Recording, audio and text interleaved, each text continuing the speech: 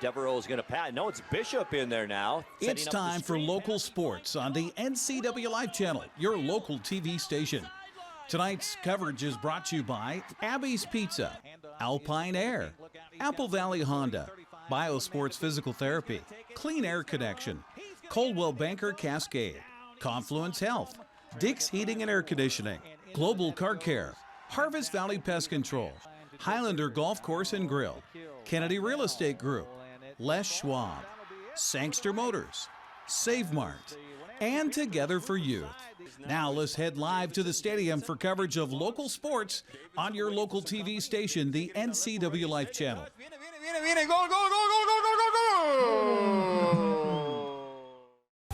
Good evening, football fans, and welcome to what feels like November. We're not quite there yet. Halloween is around the corner. A harvest moon is here. The cold temperatures are biting at our fingers, and it is the most exciting football game we've had probably ever here on the NCWLIFE Channel. I'm Eric Granstrom, along with Grant Olson and Brandon Harle, as we bring you the undefeated and first-ranked Moses Lake Mavericks and the undefeated and third-ranked Eastmont Wildcats. We circled this one on the calendar a long time ago, hoping that we might get this, and sure enough, here we are. You know, you took the words right out of my mouth. I was going to say that exact same thing. We've been pointing to this game, and boy, it's perfect that it's the last game of the Big Nine season, and it's for the Big Nine championship, so you can't ask for much more than that. No, yeah, it just worked out, right? The schedule's made months in advance, and when you keep winning and you point to the end of that calendar, you think, God, maybe this is the opportunity.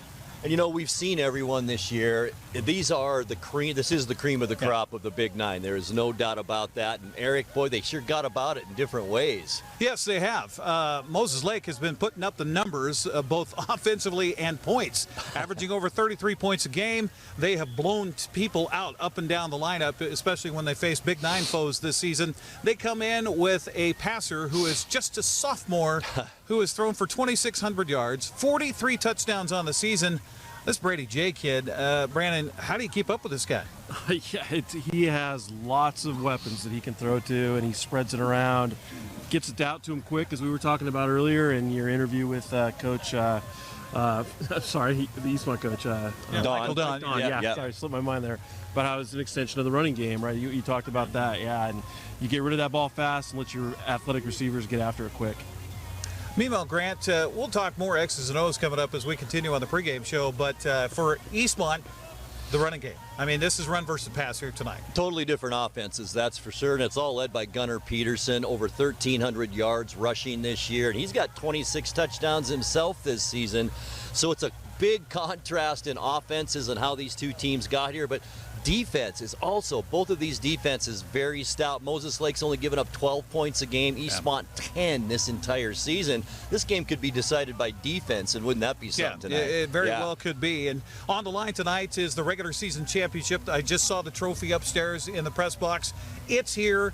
We hope you're here, and if you're not here in person, at least join us for our broadcast tonight. Are you ready for some football? We are here on the NCWLIFE Channel. We'll come back and talk more in the pregame show next here on the NCWLIFE Channel. The Wenatchee Valley. Here, most of us really enjoy the great outdoors, and most of us try to make the most of our natural resources. Here at Apple Valley Honda, we know that for generations, we have harnessed nature to sustainably power the West, and we are proud to be part of that tradition as an environmentally green dealership award winner. Being a green dealership means Apple Valley Honda has reduced our overall environmental impact. We are so proud to live in this wonderful community. At Confluence Health, our mission is clear: to provide exceptional care for our community. We believe in healthcare that's personal and local because we're just like you, members of this great community. We are Confluence. Local care by and for our community. Local care by and for our community. Local care by and for our community. We are Confluence.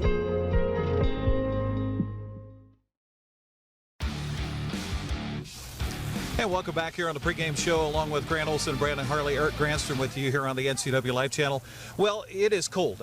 You see me, I'm wearing the gloves already. I got long johns on tonight, and that could be a factor, Grant. What are we looking at as far as this forecast? Well, you know, we're at about 39 degrees right now, but boy, as we get into this game, it's probably, our low is going to be around 29 overnight. So I'm thinking probably mid-30s as we get into the second half. And yeah, does that favor a running team over a passing team? I guess we'll wait and see. Yeah, that's the question I had for you, Brandon. When you come into a game like this, I know we're talking kids and a lot of the receivers wear gloves anymore, so is that a factor? I think it can be more mentally than anything, especially when the weather's nice like it is right now.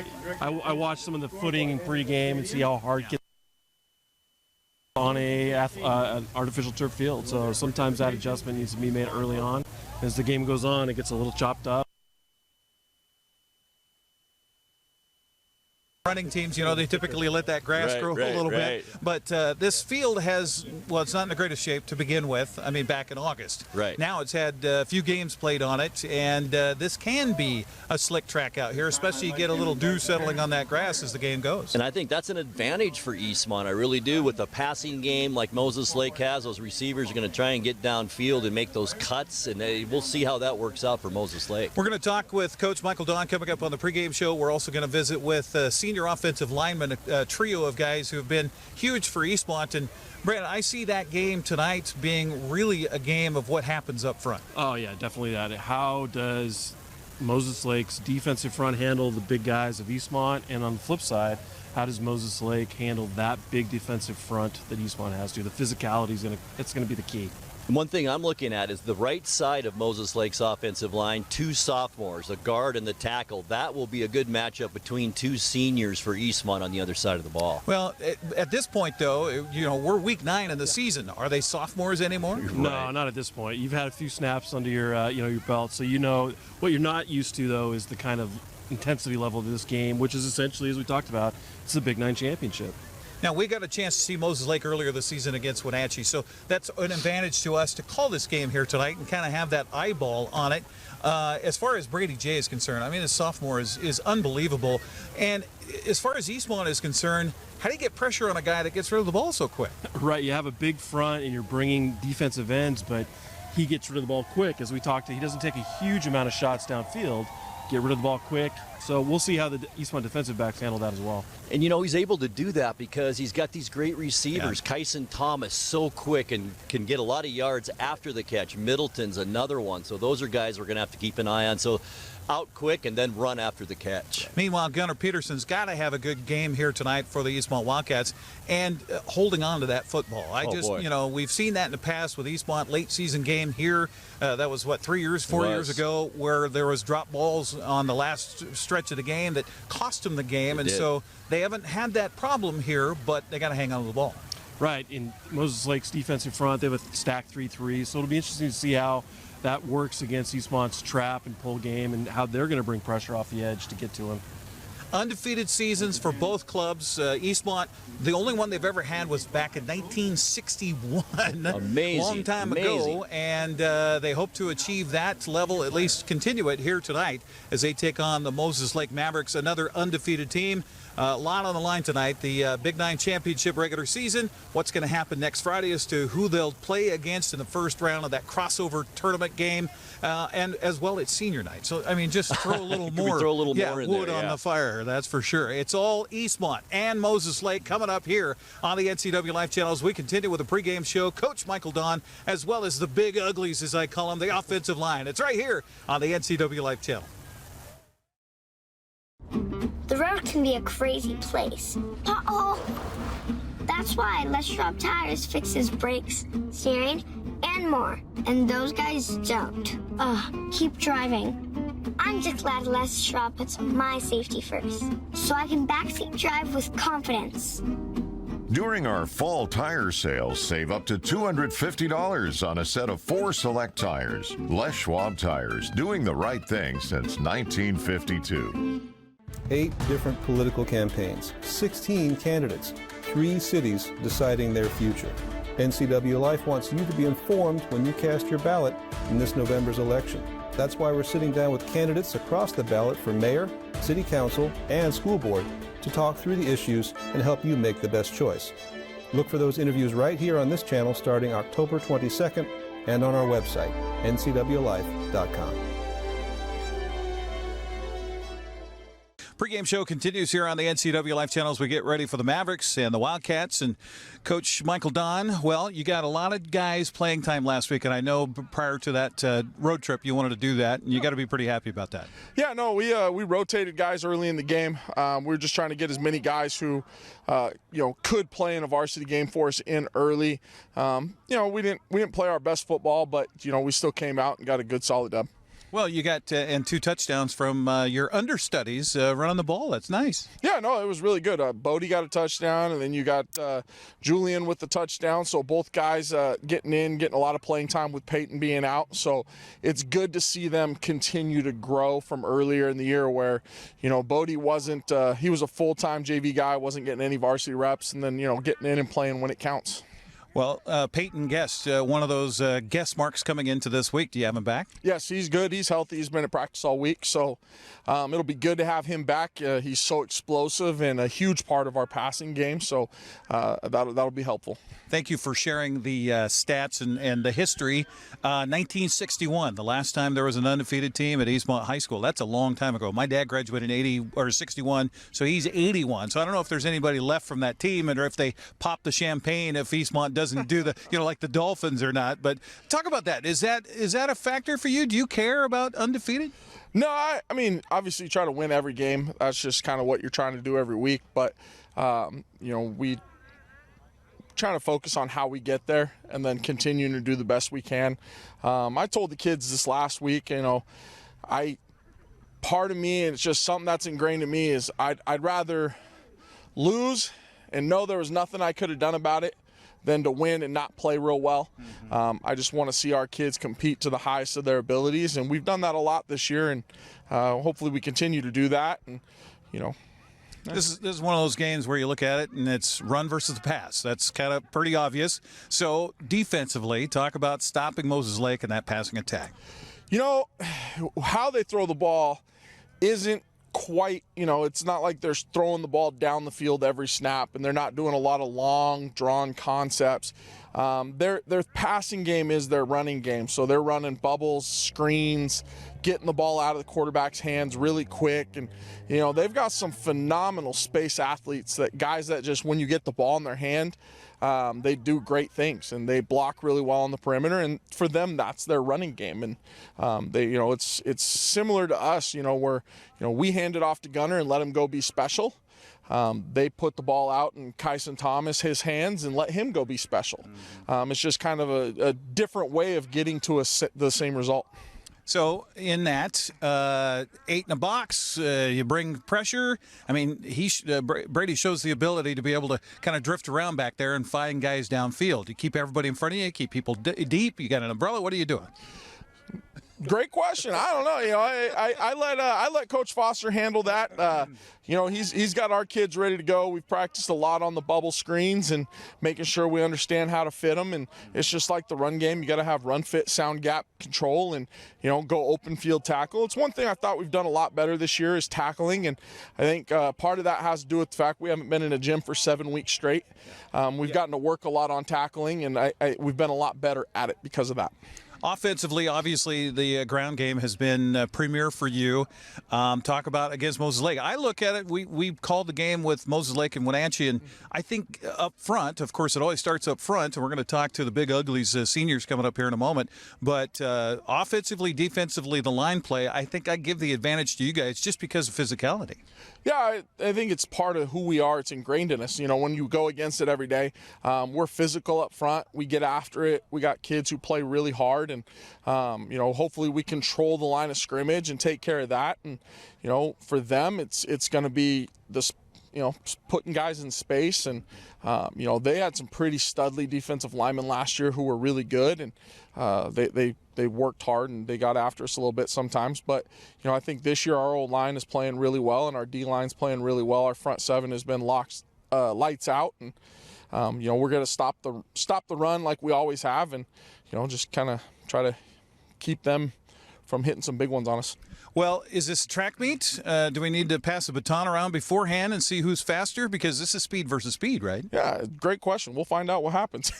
I mean, we got the number 1 and 2 offense, the number 1 and 2 defense in our league. You got 2 undefeated programs who've both gotten big non-league wins this year, and it's exciting. It's good for our league to have 2 teams that have kind of come along and gotten to this point. They're a very well-coached ball club, and it's going to be a lot of fun because I think, we make each other better because it gives us something we have to strive for to continue to try to be on top. Arctic Blast, our first of the year, is coming through. Temperature's supposed to be around freezing at kickoff. I would think that would be advantage to a non-passing team, meaning yours. Is that an advantage? I don't know. They're high school kids. It's a great question. They're all high school kids. They're we'll see. They'll be bundled up and having a good time, and we'll have some sideline heaters on our sideline trying to stay warm and just try to get their mind off it. If you can mentally not think about it, I don't think it's going to matter. Maybe if it was snowing or we had a torrential downpour and it's 30 degrees out, might be a little different, but it's just going to be cold, and it's not that cold. It's still not freezing yet, so the kids will survive. Yeah, and these kids, unlike me, have much better circulation, so their hands probably won't be cold at all. I'll be bundled up on the sideline. Yeah, exactly. All right, well, best of luck here tonight. Keep everybody healthy, and here's to maybe notching another just 1 week win. Yep, sounds like a good goal. All right, there you go. Michael Don joining us here on the pregame show. We'll come back and talk to the senior Big Uglies coming up next on the offensive line here on the NCWLIFE Channel. Hey, welcome back to Save Mart. What can we help you find today? We're looking for a mattress. Oh, right this way. We got a large selection. We have this pillow top here. Oh, comfortable. We have more to choose from down here. Oh. I think I have the perfect one over here for you. I guess we'll take this one. You'll find it at Save Mart. Full service at a low, low price. Abby's has been around the Pacific Northwest for generations. Yep, our parking lot used to have phone booths, and this amazing hair was considered to be in style. You know what hasn't changed in the past 59 years? Our recipes, hand-rolled dough, and toppings to the edge. That's what makes us legendary. It's back, baby. You asked for it, and Abby's listened. Bacon. Bacon. Cheddar. Yep. This amazing pizza is on sale for a very limited time. Hurry in or order at abbys.com. Your taste buds and family will thank you. We're showing you the faces because typically you don't get a chance to see them much. You see their backsides mostly, especially if you're Gunnar Peterson or you're Luke Gale. We're talking to the Big Uglies, as we like to call them, but these guys aren't so bad looking. We've got the seniors here on the offensive line for the Eastmont Wildcats. We've got Armando Farias. We've got Ernie Villa. Want to get that right, Ernie? And we've got Damon Arellano. So, guys, first of all, congratulations on a great season so far, but you're not done yet, are you? No, sir, not at all. So what as you go through and this whole undefeated thing, does that matter to you guys? Definitely. I think it's something that's never been done here, and it's been a big goal since the beginning of the season. We wrote that down. That was our goal, it was a 9-0 season for us. Well, I just did some research. It has been done once. 1961. Oh, it's only the eighth, the 8th year of the program existing. So that's a long time ago. My dad graduated in 61. He's 81 now. So I don't know how many guys are still left from that. So talk about Moses Lake and this week of preparation. This is a good team, you guys. Probably the best team you guys have faced, right? Yeah, definitely. They're pretty big. They're fast. They're strong. They're a solid team all around. So I kind of look at this as speed versus speed, but it's all one up front, right? And so talk about that. And we of course did the broadcast of Moses Lake and Wenatchee, and looking at you guys and seeing you guys, I think it's about physicality, and I think on both sides of the ball, offense, defensive line, you have that physicality when it comes to this game. Do you guys think so? Oh, 100%. I think that's our strong suit, is us being physical. The first ones to set the tone in a game is us up front, us 5 up front. Mm-hmm. So getting to that second level, not just making your blocks on the line, but also getting up and hitting those linebackers and things like that, and springing your guys behind you. Gunnar Peterson's had a great year, but it doesn't start without you guys, right? Yeah, definitely. I think I think the tackles have been doing a good job getting to the second level this year. We got a couple of young tackles playing right. They switch on and off, and they've been doing a really good job getting that second level, and definitely helps a lot. Well, speaking of that, okay, 3 seniors, that's it. You got to have 2 other guys that step up, and you've had that. So in the games and through the season, you're 8 weeks in now, coming into your 9th week. How much education process do you have during the games where you guys are saying, hey, this is what we need to do? I mean, we definitely go all week thinking about the certain team or the specific team we're going to go against. So our mind is 100% on the team, so we should be able to be educated on the team when we play them. Mm-hmm. So obviously you score more points, you win. But how do you beat Moses Lake? 100% being physical, being the ones going out there playing smash mouth football, bringing the energy. We need the energy, 100%. If we have the momentum on our side, I feel like we got it all day. You guys knocked them off by 2 points at their place last year. I'm sure they're eager to have that opportunity to knock you guys off here tonight in this game. So from your perspective, how do you beat these guys? Just like he said, I think it starts up front, just firing off fast, being the first ones to just hit them in the mouth, get there and just be a team. We gotta trust one another and just know that we're going to be the better football team out there on the field. So is this going to be a track meet? I mean, is this going to be up and down the field? I think we have our DBs. They're gonna definitely they're a passing team. Yeah. I don't think it's just gonna be up and down all game. I think we have one of the best defensive teams in the whole state. I personally think, and I think it's not. I think we're gonna go 3 and out. This is gonna happen sometimes, but it's definitely. I mean, we're gonna score, but. All right. So, do you guys have a name for your offensive line? Do you guys have a nickname for each other? Do you have so back in my high school, we call ourselves the Lunch Bunch because we got together for lunch every day. So, do you guys have names or anything? No, I wouldn't say a name. We have nicknames for each other, but as a group, I think we'd consider ourselves Fat and Nasty. Fat, yeah. Okay, all right. Don likes to use the Fat and Nasty. That's what he likes to call us a lot. All right. Okay. After the game's over, you guys are winners. You're the league champs back to back. What's that mean? That means everything to me and us as seniors. We're a heavy senior class this year. It means everything. We've worked our tails off these last 4 years. Some of us are 4 years, some of you are 3-year starters. Just working our butts off. This would probably mean everything to us. Mm-hmm. Going into the crossover game with probably the most momentum we've ever had, being 9-0. All right, there you go. They're going to be in the helmets. You're not going to see their faces, but those are the big uglies. Some pretty good-looking guys here that are leading the way for Gunnar Peterson and the rest of the Wildcats as they try to capture the league championship coming up tonight. We'll come back with our starting lineups brought to you by TC Slingers coming up next on the pregame show on the NCWLIFE Channel.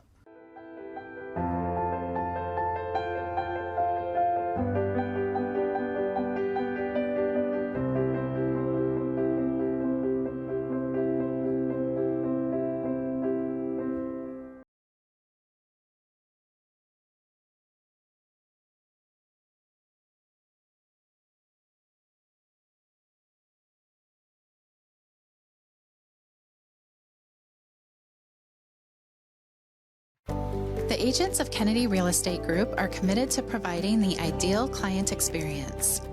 We believe in the power of relationships. Why? Because we don't just work here, we live here. From the nonprofits we serve, the parks where we play, and the local businesses we support, our team understands the value of living in the Wenatchee Valley. Let's begin your real estate story.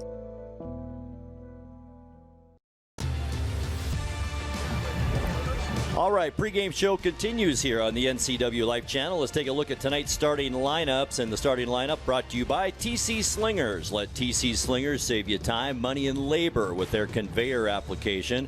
Call for your free estimate today at 509-885-2269. TC Slingers of Wenatchee, your landscape placement company. Let's take a look now at the visiting Moses Lake Mavericks on offense, led by sophomore quarterback Brady Jay, 6'1", 160 65-pounder. At running back, Jonah Robertson, 5'11", 220-pound senior. 4 wide receivers, Keston Roylance, 6'1", 185-pound senior. They're all seniors in the wide receiving core. Kyson Thomas, 5'10", 180.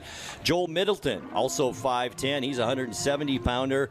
And rounding out the wide receivers is Hayden Throneberry, 5'11", 200 pounds. And now the offensive line, left tackle Connor Reed, only a sophomore, 6'2", 230 pounds. He's joined by fellow sophomore left guard Caden Dominguez, 5'9", 195 pounds. The center is Gavin Ryer, a 6'1", 220 pound senior.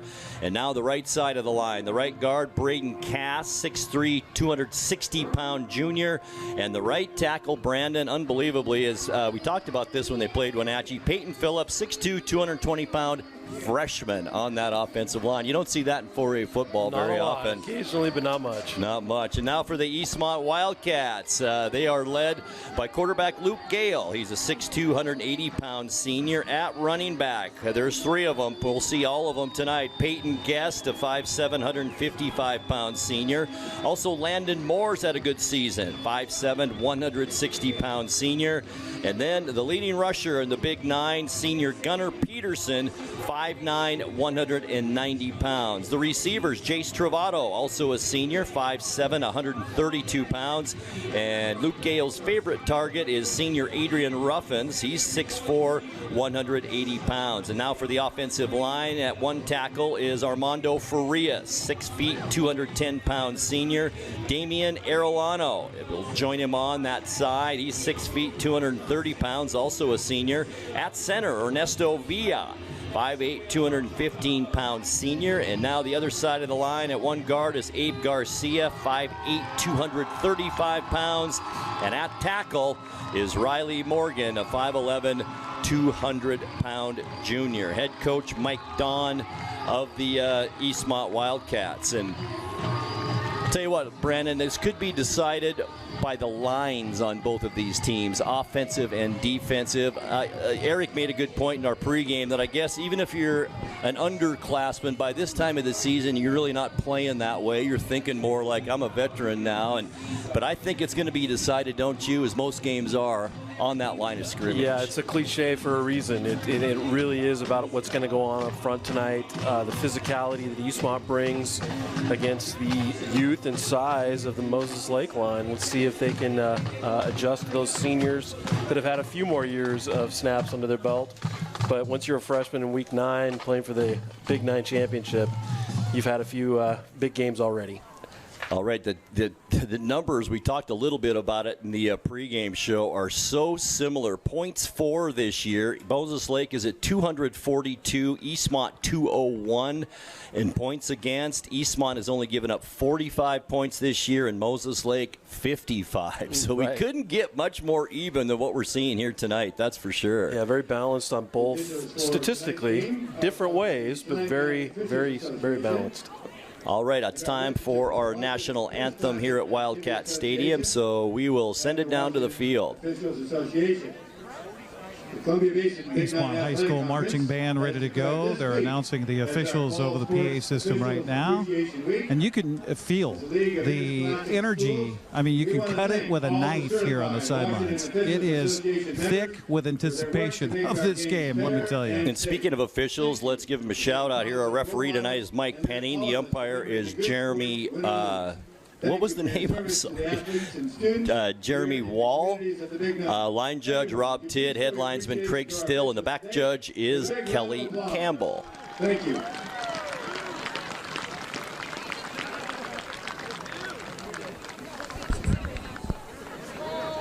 And now, if you'll direct your attention to the north end of the field, please remove your hats.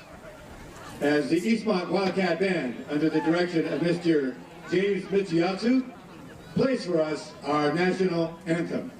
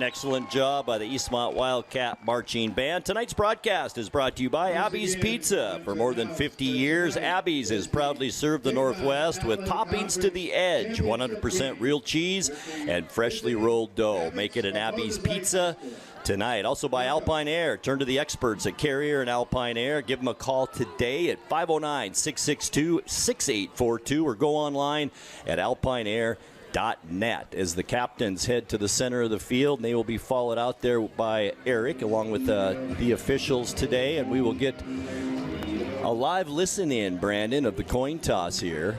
But, you know, in a game like this, it could be big heading into this second half. Do you want the football first tonight? Do you want to make a statement first tonight? Or would you rather have the ball in the second half? Every team's got their own philosophy of doing it, the way that Moses Lake attacks on offense. Sometimes those kind of teams like to take it right away. That's right. All right, Eric. Congratulations on a great season so far, okay? Appreciate you guys being here. Let's have a good time. You guys are captains. You're chosen for a reason.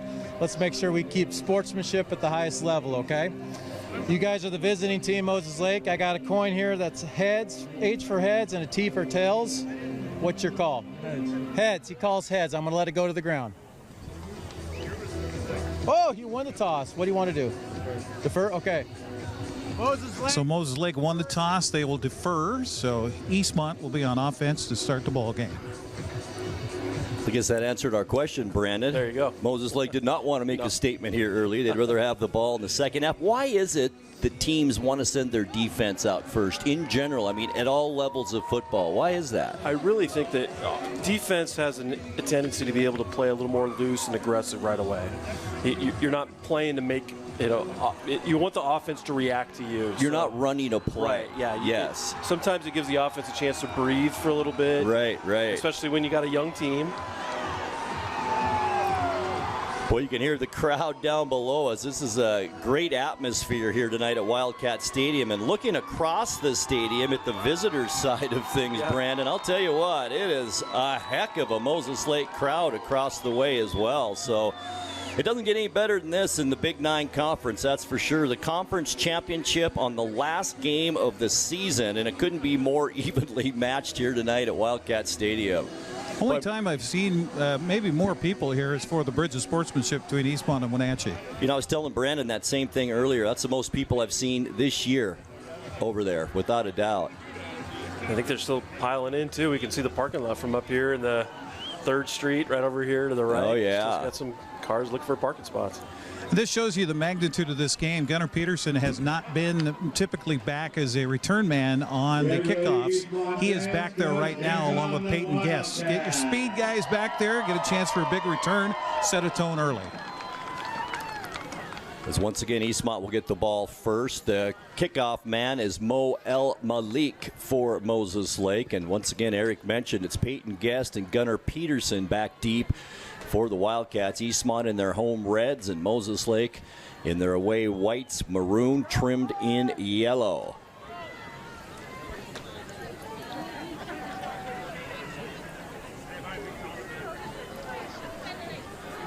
So once again, Mo El Malik will set to kick it off for the Mavericks. Hopefully I don't say Chiefs too many times tonight. I think we were pretty good in Wenatchee, weren't we, Brandon? Yep, only one. Here's the kick. It's a little short. It's going to be taken by Peterson at about the 16-yard line. Slips a little bit, takes a hard hit at about the 26, and goes down at the 30-yard line. So Eastmont will take over 1st down and 10, our first possession of the ball game. Sit back, relax, and enjoy this Big Nine championship here on the NCWLIFE Channel tonight. 11:53, just underway here in the first quarter. Eastmont starts the game from the 30-yard line, 1st and 10. So will Coach Don come out here and surprise us a little bit, maybe put it up here in this first possession, or you just stick with what got you here? Well, the years that we played against him, it was not uncommon for him to have a little bit of a trick play early in the game in a big game. Luke Gale under center with Peterson behind him. Handoff is to Peterson, and boy, not much there as he has run back behind the line of scrimmage. I think they're going to give him about a yard gain on that play, but very short gain, and Do you think the Moses Lake defenders are keying on Gunnar Peterson tonight? But you know what, Brandon? That should open some other things up, too, shouldn't it? Yeah, the way that Eastmont's offense is with the motion, the attack on the wings, they have a lot of options that they can do. And, of course, you're right. The Moses Lake defense, #1 key all night, is going to be Gunnar Peterson. First play of the game, Eduardo Uribe, the big 6'3", 290-pounder up the middle. Looks like he got a finger in the eye. He was rolling around in pain there, asking for the officials to keep an eye out for his eye. Second and 9 now, Wildcats. Handoff this time. It's Peyton Guest around the right side. Stutter steps a little bit. Does manage to get himself up to the 35-yard line. That'll be a gain of about 4. That'll bring up 3rd down and 5 for Eastmont. Nice little sweep there with a couple pulling linemen coming off to the right there. You saw, actually, I think he had a little more grass there to run. He kind of slowed down to look for a cut. Should have kept going. Yeah, just that little stutter there. Almost a face mask on that, too. Wrapped up and grabbed a hold of the face mask. No turn. The officials didn't see it. 3rd down at 5, Wildcats. Landon Moore in motion, now comes back into the slot right side of Luke Gale with Peterson behind him. Handoff. It is Landon Moore this time. Has room around the left side and a lot of it. 50-yard line and pushed out of bounds. A late flag in the backfield. This one's coming back. They're going to get Peyton Guest for a hold. He had the edge there. Had a good block at first, but then the defender turned away from him. He kept a hold of the shoulder pad and the jersey. The officials right on the spot. Flag on the play.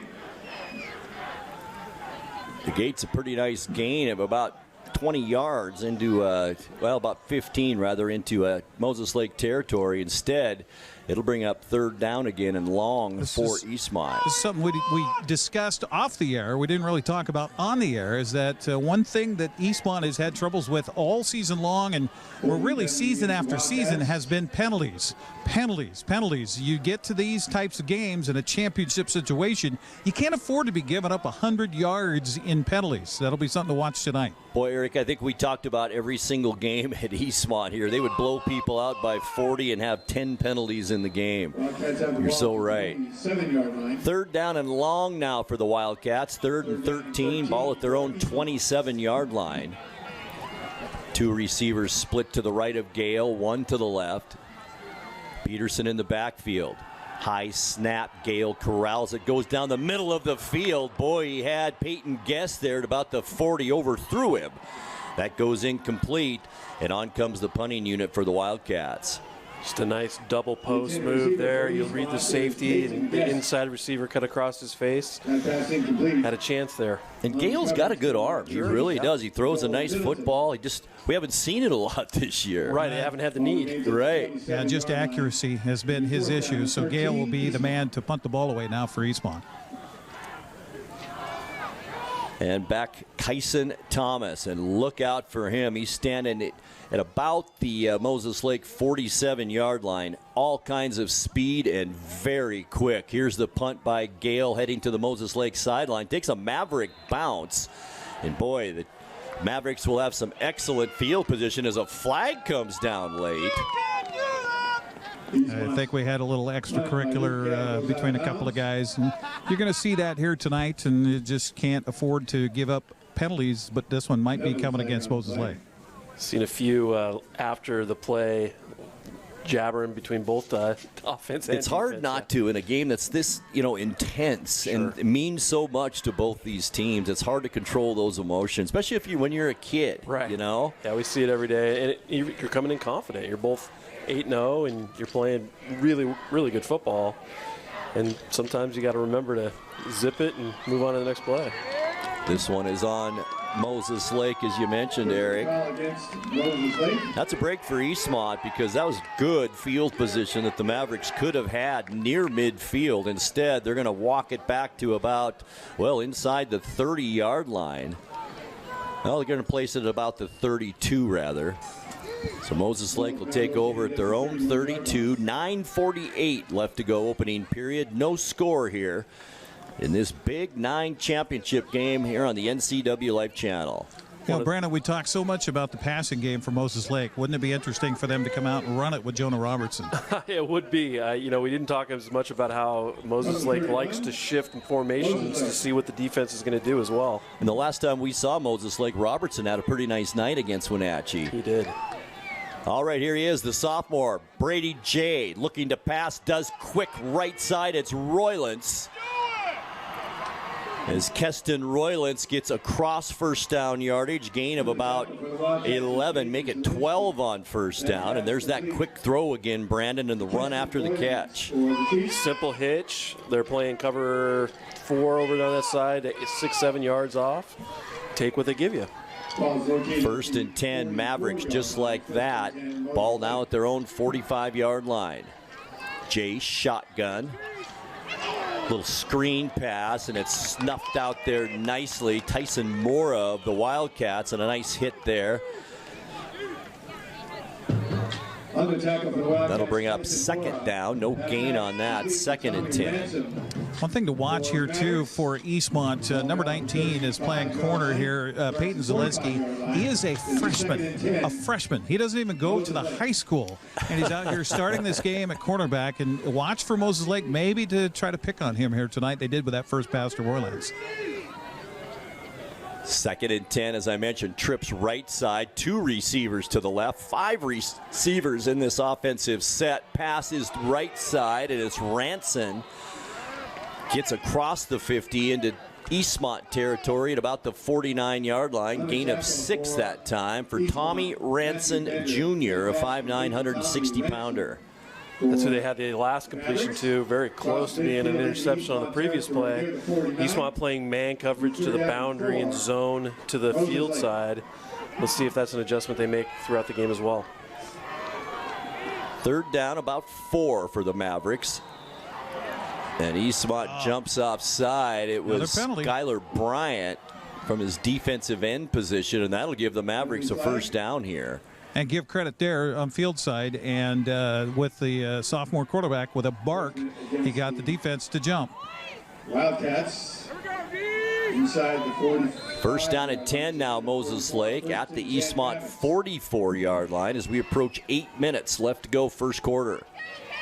Jay gets the snap, handoff, Ranson Jr. Nice hole up the middle again as Eastmont rides him down to about the 30-yard line.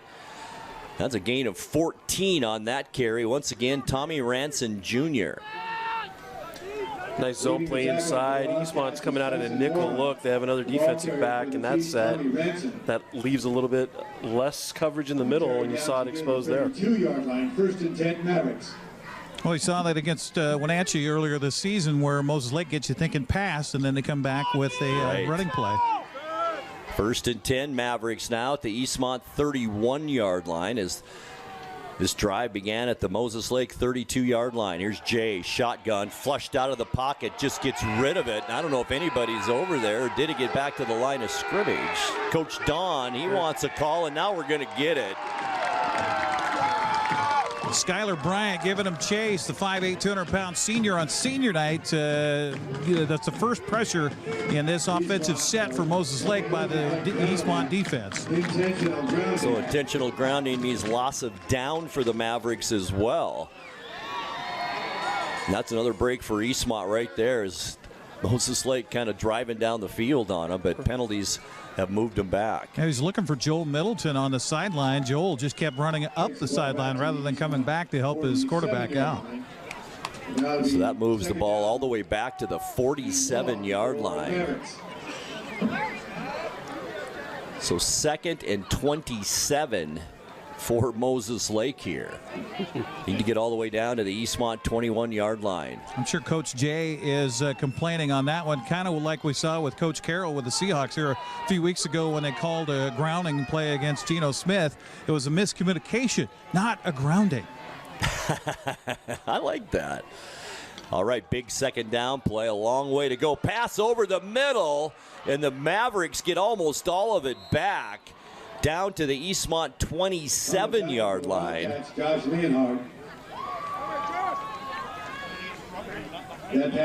Well, you get the backers looking at that motion man Ransom out of the backfield as he's spurting out towards the Moses Lake sideline, and then drag Kyson Thomas over the middle, wide open for the big gain.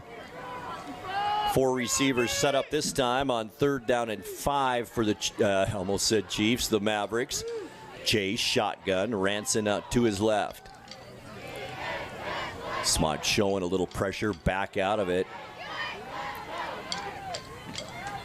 Jay looking over that defense, 2 on the play clock, gets it snapped. Now he's in some trouble and just wings it right side and right into the hands of Carson Hyde, I should say 11, is Joseph Lason, who has played a fantastic season this year. He's made a lot of big plays for the Wildcats, and that's our first turnover of the ball game. Third pickoff by Lason on the season, and give credit to Graydon Schneider. Schneider approached the line of scrimmage from a safety position, was showing blitz. That caused Brady Jay to change the play call, and he wasn't able to get it communicated with a loud noise here tonight, and a pickoff for Eastmont.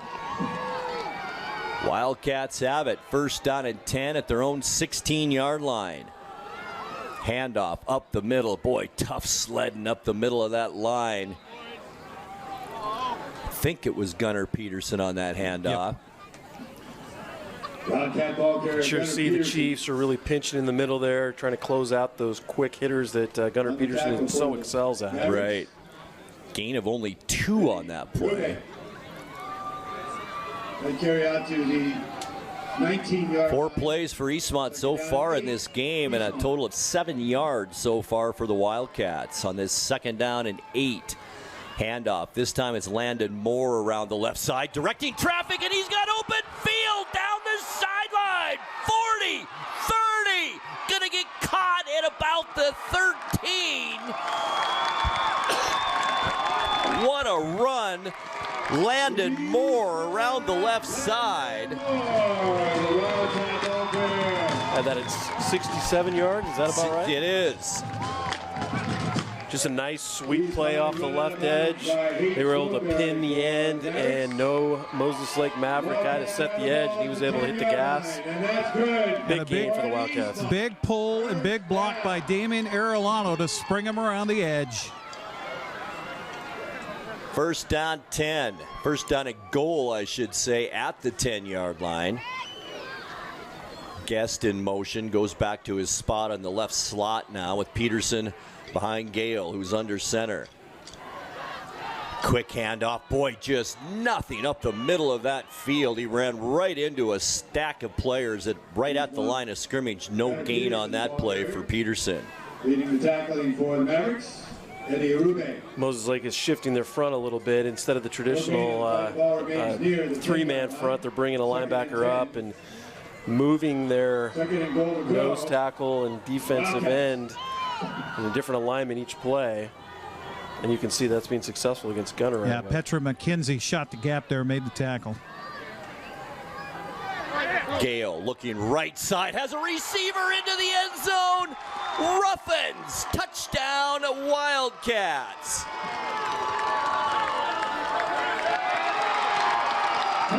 10 yards. Ruffins from Gale, and Eastmont draws first blood. Nice play there, man coverage on the right-hand side there by, or the left-hand side for Moses Lake. Inside the 10, you expect man coverage, step hard, and get that good slant. It was right there for him. Ruffin's big target too at 6'4" and 180 pounds. Hard to believe that's only his 4th touchdown reception of the season. Here's Kai Pepperman now on for the extra point. Kick is up, it's down the middle, and it's good. 4 minutes, 48 seconds left to go first quarter. It's Eastmont 7, Moses Lake nothing. We're back with more in 60 seconds. Können Sie mir das Problem sagen? Meinen Zylinder überschwimmt. Flute, ich habe mein Fugen verloren. Keine Sorge. Global Car Care. We speak your car's language. Fragen schließen. Hey, you. Well, I got a leaky transmission, my head gasket's shot, and I could use some new brake pads. That dog don't hunt. Global Car Care. We speak your car or truck's language. If you could live anywhere, where would it be? And what would it be like?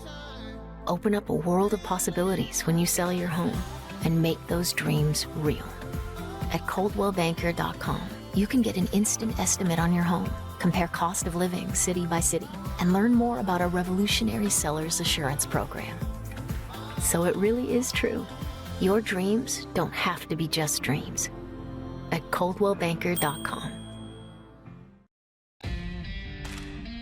4 plays, 84 yards for the Wildcats, a minute 22 off the clock. 10-yard pass, Ruffins from Gale. Point after good. We're at 7-0. Here's the kickoff.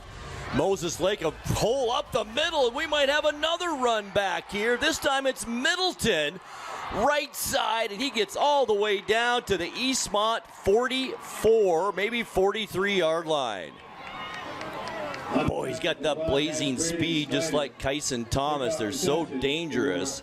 It's a great field position for the Mavericks here. Boy, it's a great kickoff, too. High end over end. Middleton almost misfielded it where he picked it up as it just hung in the air forever.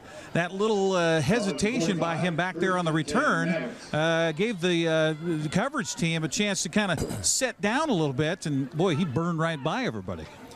Good looking return there. He made a couple guys miss in the middle that had him wrapped up a little bit. Big momentum shift there for him. Brady Jay once again out with the Moses Lake offense. Here's the handoff. It's Robertson who gets hammered at about the 39-yard line, and the big hit there. It looked like Skylar Bryant, one of the Wildcats there. Leading the tackling for the Wildcats. 3-yard gain on that carry. We talked about Robertson. He's a big one, 5'11", 220 pounds, so he's a tough guy to bring down. Here's Robinson again, gets hammered again at the about 40-yard line, does fall forward to the 38. Tyson Gonzalez on the stop for Eastmont. That's one thing Coach Michael Dawn talked about, is they tackling a lot better this year because they haven't been held inside practicing in the gym like last year. 7 weeks inside practicing. You can't tackle like that. Oh, that's awful. 3rd down 5, Mavericks. Robertson again trying the left side, and there's Bryant again just throwing him to the ground. Flag comes in. I think we might have a hold by Dominguez on the offensive line. See if they wave that off and decline it. Gain of about a yard is all on that play. I don't know. You back him up and give him a 3rd and long here? Decisions. I have a feeling they might go for it anyway. Well, they would go for it if it's 4th down and 5. Right. Coach Don making the decision, and holding penalty against the Mavericks. He declined it. Declined. Well, that's confidence in your defense right there. With the ball located at the 39-yard line. 4th down and about 4.5 for the Mavericks here. Ball at the Eastmont 39-yard line. Watch the snap count. Don't give them another free 1st down here. Robertson in the backfield with Jay. 4 receivers as usual for Moses Lake. Good time for Jay this time. A fly pattern down the sideline to Roylance, and he catches it, and he's brought down at the 1-yard line. That's a nice looking smash concept there. The number 1 receiver runs a 5-yard sit out. The inside receiver runs that slot fade. Corner went with the out. Nobody there to catch up with the slot fade there. Yeah, and they went right at the freshman Zielinski. 38 yards on that pass from Jay to Roylance. And boy, if you guys remember back to the Wenatchee Moses Lake game, it was Roylance that really had the big night that night. Yeah, strangely, his only touchdown of the season came in that game on a reception against Wenatchee. Moses Lake, 1st and goal here. Ball is at the Eastmont 1-yard line. Jay shotgun. Robertson gets the handoff, gets drilled at about the 2-yard line. I don't think he got in there. They're marking him a little short there. Boy, he's been popped a couple of times since he's carried the ball tonight. Well, we talked about that, and one of the keys for this game, physicality, and it was Ricky Kalunga, a 5'8", 225-pound junior with a big belt right at the line of scrimmage. Bring up 2nd down and goal. This is where you'd see a team that traditionally had more of a balanced look, maybe ride that snap under center, but Moses Lake doesn't have that. That's true. That Philadelphia push play. 2nd and goal, 2 yards to go. And once again, the defense of the Wildcats hold up. Skylar Bryant celebrates. It's a host of Wildcats in on that stop. That might be a loss of a couple yards. Back to the 5-yard line, loss of 3 yards. Well, that's a dangerous play, too. A little shuttle pass up front by all the bodies. And he's able to cleanly collect it. But as soon as he turned, he was hit by a red helmet. They put Kyson Thomas in motion there to try to get the edge, but Eastmont did a great job of shutting that down from the right side of their D. 3rd and goal from the 4. Jay, pass into the corner of the end zone, and it's too far and goes incomplete. And that'll bring up 4th down now for the Mavericks. Well, we talked about the freshman on coverage. That time, good coverage on Kyson Thomas. Well, of course, go to your best athlete on the field, see if he can come up with the touchdown grab. They're going to go for it on 4th down. Ball remains near the 2-yard line for... Big play right here in this game. 1:19. I know we're early on. Eastmont's leading at 7-0. We talk about momentum swings in high school football. Exactly. How big would it be for Eastmont to make a stop here? 4th and goal from the 4-yard line. Quads to 4 the top receivers. here. Yeah, quads to the right side. And a timeout is called by Moses Lake. Timeout, Moses Lake. So the score, 7-0 here as we wind down this first quarter. And it's been a good one so far, Brandon. Kind of what we'd expect for these two teams tonight. Yeah, we talked about it before the game. Eastmont's goal is to score and grind the clock.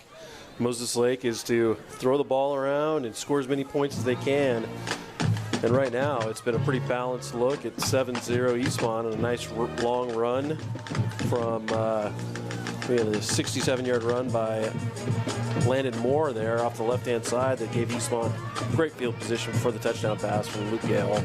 Tonight's broadcast brought to you by Apple Valley Honda. Test drive a new Honda today at Apple Valley Honda in East Wenatchee. Apple Valley Honda, committed to preserving the environment, not only with fuel-efficient vehicles, but also with other eco-friendly actions and alternatives. Also brought to you by Biosports Physical Therapy, Aquatherapy, Sports Biomechanics, Orthopedic Physical Therapy, Orthotics, all you need to keep moving. You can find them online at biosports.net. They are open Monday through Friday, 7 a.m. to 7 p.m. Big 4th down play coming up here. Moses Lake has it at the Eastmont 4-yard line. 1:19 left to go in the first quarter. Eastmont leading it 7-0. Now they're coming out in 12 personnel. They brought out 2 tight ends as opposed to the totally 4. different setup here. Robertson in the backfield with Jay. Jay, 1-step drop, turning that fade pass in the end zone again. Good coverage. Moses Lake receiver Kyson Thomas wanted interference. He's not going to get it, and Moses Lake will turn it over on downs here. And as Eric mentioned, a nice momentum shift for Moses Lake here, or I should say for Eastmont, after just scoring the touchdown. Well, and they went at the freshman again, and Zielinski came up with a beautiful pass defense and knocked the ball away from Kyson Thomas, and it goes over to the Wildcats. And Eric, you're defending one of the best receivers in the Big Nine. That's a big task tonight. Oh, one of the best receivers in the state of Washington. Yeah. 1:15 now left to go. Eastmont with their 3rd possession of this quarter. Scored on their last touch of the football. Here's the handoff right side. Nice hole and a nice tackle. It's Guest with the carry. Kyson Thomas on the stop. Across the 5-yard line to about the 7. Gain of 3 yards on that play. A quick first quarter. Very quick first quarter. We're under a minute to go now. About 53 seconds left. Well, we had Moses Lake at the prior game at Wenatchee. It felt like a running game kind of clock because Moses Lake throws the ball and they stay in bounds so much. It's so quick, you're right. 2nd down and 7 for the Wildcats. Handoff out the right side. Guest looking for a block. He's got his big lineman out in front of him, Abe Garcia, and does manage to get close to the 15-yard line. They're going to mark him where it looks like at about the 12. Hey, Garcia, one of the juniors that the seniors I talked to, the big uglies this week here getting ready for this broadcast, said that give him a lot of credit. The junior's done very well blocking for the Wildcats this season. Yeah, they look good coming off that. They pin and pull is what we do. We pin the ends and we pull the backside guard tackle. And they've been very patient with Peyton Guest getting the edge on that a couple times. 5 yards on that carry for Guest brings up 3rd and short. 3rd and a yard now for Eastmont. Handoff, and Guest, he's going to be thrown for a loss back to about the 11-yard line on 3rd down. So that'll be a loss of 2 for the Wildcats. Not what they were hoping for there, and the punting unit trots onto the field. That's the only problem with Peyton Guest. He is very, very quick, but he's only 5'7", 155 pounds, so lack of physicality there for Eastmont.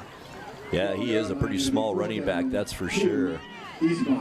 And on to punt, well, he's staying out there. It's Luke Gale with the dangerous Kyson Thomas. There's a Middleton back there.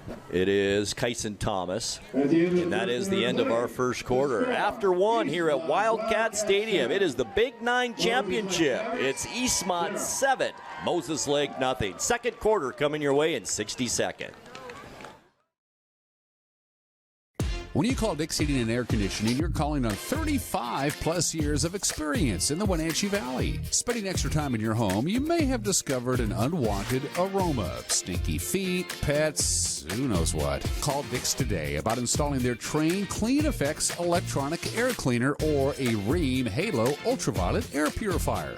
Either way, the air quality in your home will be improved. Proudly servicing all of North Central Washington, call 884-6444 today. Hi, everybody. Dan Coos alongside Jesse Coble from Alpine Air. My heat pump there's like steam coming out of it. It's making weird noises. Is this something I need to be concerned about? No, Dan, that's normal operation. Refrigeration technology steals heat from the outside, transfers it to the inside, and it creates frost on your heat pump. The defrost cycle melts that off, which creates steam and a little bit of noise. That makes sense. Turn to the experts at Carrier and Alpine Air. For heat and air, call Alpine Air. Thanks, Jesse. Thank you. Right, thanks for being with us. Just ready to start the second quarter here. Kyson Thomas back to receive the punt from the Wildcats. It's Luke Gale with the kick. Line drive, and it gets a great Wildcat bounce across the 45, and it's going to be down at the Moses Lake 41-yard line. Turns out to be about a 58-yard boot by Gale there. Wouldn't that be something to have Gale be the MVP of the game by just not kicking, not punting to Kyson Thomas? Right. Mavericks will have the ball at the 41-yard line. That's about as best as they can hope for on that. Guys, it's not like Moses Lake hasn't had great field position. They began at their own 32, the Eastmont 45, and now their own 41-yard line. They've had some great position here in this first half. Eastmont does lead it 7-0. Great to have you along tonight. Packed house here at Wildcat Stadium. It was also senior night. The seniors were recognized prior to kickoff tonight. Ranson in motion now. He joins 3 receivers to the right side of Jay. That's the wide side of the field in shotgun. Jay back to pass, looking over the middle of the field, has a receiver there. It's Thomas trying to make a move and gets hit at about the 41. Snyder stops him there, but they'll give him it'll be the 41. That's the second time they've run that motion man out of the backfield and then overloaded that right side and then drug Kyson Thomas back left across the middle. He's been wide open both times. It's a really good play. Put that running back in motion, force the defense to make a decision. What are they going to do with that guy? And they're staying in man. And with that, there's a big hole in the center of the field there. 18 yards on that pass play for Thomas. Clock moving, just underway, second quarter here. Ball at the Eastmont 41-yard line. 2 receivers each side this time. Handoff, Ranson Jr. gets a hole left side, gets around the corner and drug out of bounds and stares down the Eastmont defender on the ground. I don't know if he quite got to first down yardage. It's going to be awfully close. Nice little power play off the left-hand side. Ranson hit the gas and got flag down across the way too. Sorry, Brandon. A little bit. Maybe that stare down at the end cost him. Right. Gain of 9 on first down. Might be on the Wildcats, and it is. Face mask. That's what got the Moses Lake bench all riled up over there. They saw that face mask as well, so that's going to give the Mavericks an extra 15 yards, moving it down to the Eastmont 17-yard line. That's a, third penalty against Eastmont? That's the fourth. Have, yeah. 2 of them are personal fouls. 1st and 10, Mavericks, 17-yard line. Quad receivers again, right side. 1 receiver to the left, it's Middleton. Eastmont again playing man up on the boundary side. Jay, empty backfield, looks right, now goes left side, and that was awfully close to an interception by the Wildcats there. A little miscommunication between Middleton and Jay that time. Almost. Yeah, and the it goes quads incomplete. Set to the right side. That's where your primary read is, and his dump off is the short sit route on the backside. But with that man coverage, sometimes the defender's not where you think he's going to be. Eastmont rotating their corners on that side. You had Zielinski in earlier. Now this formation, Shoemaker in there for the Wildcats. Empty backfield again. Jay, shotgun. Looking left all the way, goes left. He has Middleton at first down territory at the 7-yard line. That'll be a gain of 10. And a 1st and goal now for the Mavericks. That's an incredibly tough route. You go 12 yards, plant, you run out at the 10. And if you're playing man coverage, you get that bubble off there, and the quarterback can read that right away. They made that look easy, too, didn't they? Well, they've ran it for 8 straight weeks. Yeah, they have. With success, we might add.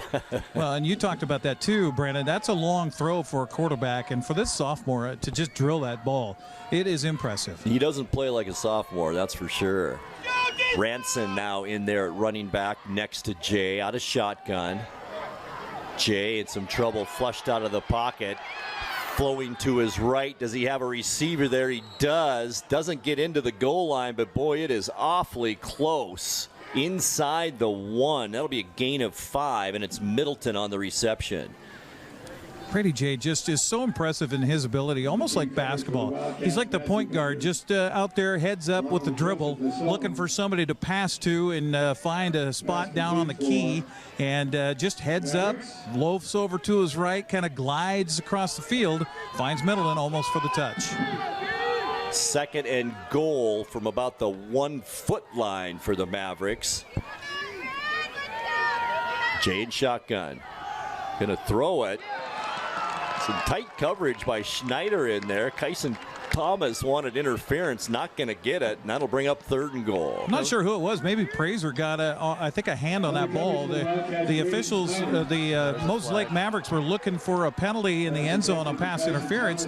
Now there's a penalty flag thrown, and I think this might be against the Mavericks for a little too much talking in the huddle. It was an RPO on the read there. The offensive line had a great push. Brady Jay pulled. You saw the inside slant by Thomas there, and Eastmont might have had a little bit of a hold of him, but hit there in front of the ref. Pretty easy call. I like the fact that maybe in a game like this, the referee just let him play a little bit too, you know. Well, they just had offsetting unsportsmanlike against both teams here for a little lip service here between the 2 huddles. So the ball stays where it was, and that'll bring up 3rd down and less than a yard for a touchdown here for the Mavericks. Now it's Robertson in there at running back.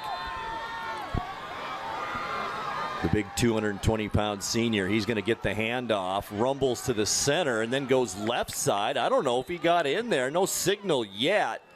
A big stack right at the goal line. Still no indication yet, and I think he's going to be a little short. Coach Don holding up the fist, and that's 4th down. It's hard to see for sure, but they made that pile at the point of attack, and that's all you can ask for down at that point of the goal line. It is mere inches from the goal line right here. Now you need the tush push like the Philadelphia Eagles do right here. Jay shotgun on this big 4th down play. It's Robertson again, and I don't think he got there. Oh, he lost a yard. Holy buckets. The Eastmont defense holds from, like Eric said, about the 6-inch line. And how about the defense for the Wildcats? Incredibly impressive. 2 really nice drives by the Moses Lake Mavericks offense. And both of them put to die inside the 3-yard line. Well, so far, my player of the game is Damian Arellano. He had the big block on the outside to spring Landon Moore for that big run of over 60 yards. He just dove underneath the Mavericks and made that play in the backfield. And that's a 220-pound running back. Now Gale's just going to take it up the middle to give his team some breathing room. A little extracurricular again at the end of that play, and some words. Gain of about 3 yards. That'll bring up 2nd down and about 8 yards for the Wildcats here. Well, and how crucial is that? We talked about physicality on the line and that being a difference in this game, and that's what's playing out so far. 2nd down and 8, Eastmont. Here's Gale under center. Handoff quickly. It's Peterson. Just hasn't been able to find any room here yet tonight. Gets up to the 4-yard line. Give him a yard on that carry. And that's mainly forward progress, Brandon. He hasn't found any daylight yet. Right, as we said from the beginning of the game, obviously Moses Lake's defense, their number one key is to try to take away Gunnar Peterson's ability to run inside the tackle. And one glaring thing when I look at these drive sheets, Moses Lake is down 7-0, but they have by far put together the better drives of the night. Eastmont has scored, and that was on a 67, set up by a 67-yard run. So Eastmont still yet to really put a good drive together here in this first half. Timeout Wildcats. Timeout Wildcats. Do have a score. Wenatchee down at West Valley. 10:07 left in the second quarter. It's Wenatchee 8 and West Valley nothing. So the Panthers leading in that Big 9 matchup down in Yakima tonight. Tonight's broadcast is brought to you by Clean Air Connection. Keep your carpet, area rugs, upholstery, and air ducts clean for a healthier environment inside your home. Call Clean Air Connection today at yourcleanconnection.com. And by Coldwell Banker Cascade, encouraging you to leave your mark. Coldwell Banker Cascade is guiding you home in north central Washington. 8 minutes, 20 seconds left to go before halftime, and got a good one for you. Brandon, we talked about before kickoff what we kind of thought might happen, and I threw out there we might see a defensive battle in a low-scoring game here tonight. It's certainly been low-scoring, at least so far tonight. Eastmont's bent and bent and bent, but that didn't break. Both of those long drives kept Moses Lake off the scoreboard. Eastmont facing a 3rd down and 8 here now from their own 3-yard line. Guest in motion, fake handoff, Peterson. Gale looking over the center of the field. He has a receiver. It's Landon Moore. He's popped at the 20-yard line. Nice gain of 17 for the Wildcats on 3rd down and 8. Nice throw by Gale. The few times that he's dropped back to pass here tonight, the offensive line has provided him plenty of time. Gale had a chance to survey the landscape and find Moore over the middle. He juggled the ball, but came up with a catch for a big first down. That was a huge first down. Now out over the 20-yard line at the 21. 7:52 left first half. Gale, handoff. It's Guest around the right side. He doesn't stutter step this time. He's got room around the edge. Gets hit at about the 37.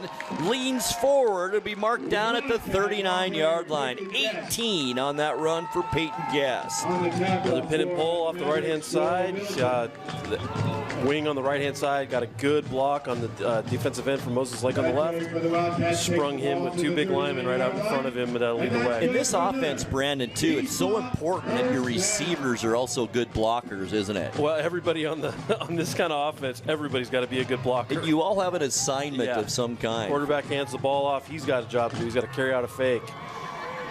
1st and 10 Wildcats moving the ball now at their own 39. Remember, the drive started at the 1-yard line. Handoff, it's Landon Moore. Stutter step. 2 flags come flying in, and we might have a hold on the Wildcats. And Thinking it just might be on Abe Garcia. Usually when you hold your hands up in innocence. Yeah, and that's the hard part, being a former offensive lineman myself. When you're in a stack of bodies behind the play and you're all by yourself and a flag's resting next to your hip pocket, it's like, oh. Yeah. Moses Lake defensive end did a good job of setting the edge, but as he tried to break free there, he got a little extra jersey pull out of the tackle there. Penalties. That's Boy. their 6th that I have. The last one was an offsetting one prior, so it didn't really hurt him, but it's 6 overall. Well, that takes the ball back to the 29-yard line. They'll bring up first down and 20 now for the Wildcats. Boy, penalties are such a momentum killer sometimes, too, aren't they? Yeah, it's... Uh-oh, fumble.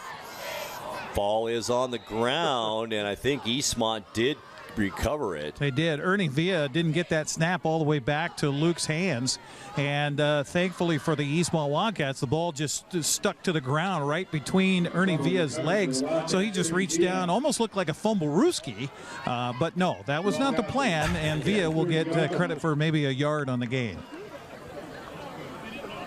Second down and 18 for the Wildcats now. Gunnar Peterson lone setback. Boy, the leading rusher, the Big 9, yet to go off here tonight in this one. Here he is, Peterson, left side, nothing doing, and a nice tackle by the Moses Lakes Petra McKenzie from his linebacker position, and that's actually probably a loss back to the 26-yard line, so that'll be a loss of about 4 yards on that play. And yeah, Peterson. Moses Lake is just controlling the line of scrimmage. They're getting leakage past the offensive line of Eastmont, and by the time they do that little stutter step of the backfield with Peterson, he's got guys right in his lap before he can even make a move. They've run that sweep play so many times. They try to counter off of there with Gunnar there, and Moses Lake's ready for it. 3rd and 23 now for the Wildcats. 2 receivers split out right side. High snap. Gale does corral it. Screen pass. It's Peterson with blockers in front of him. 45. First down yardage and more. Inside the 40 down to the Moses Lake 37-yard line. Boy, Eastmont got away with one there. Ernie Villa, the center, was downfield about 15 yards when the pass came out to the back. Did he catch it behind the line of scrimmage, though? I couldn't tell from my perspective. 37 yards is what I've got on that you gain for the Wildcats. We'll say it's behind the line of scrimmage, Grant.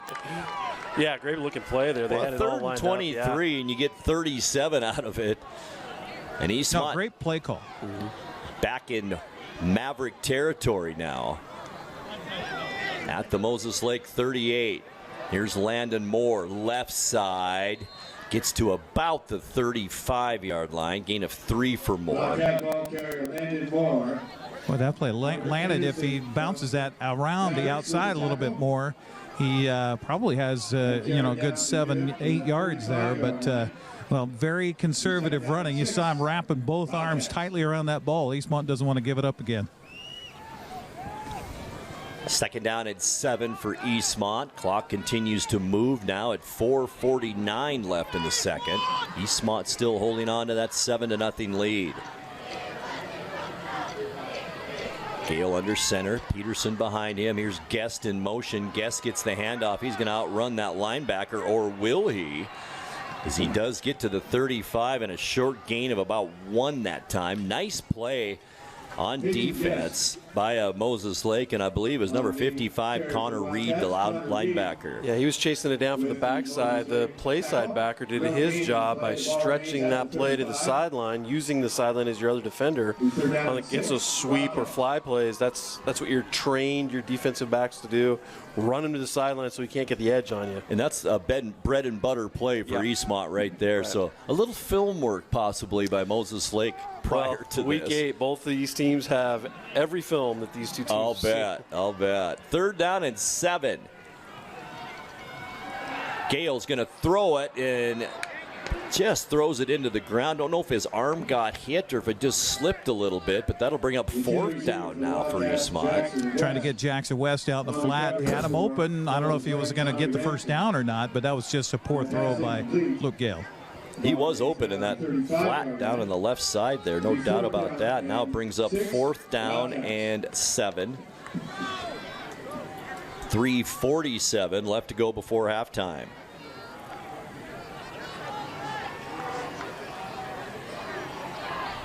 Ruffins split out left side for the Wildcats on this big 4th down play. Gale's going to put it up. Lots of time. Middle of the field as a receiver. It's caught. Peyton Guest at the 16-17 yard line. Gain of 18 on that play for Eastmont.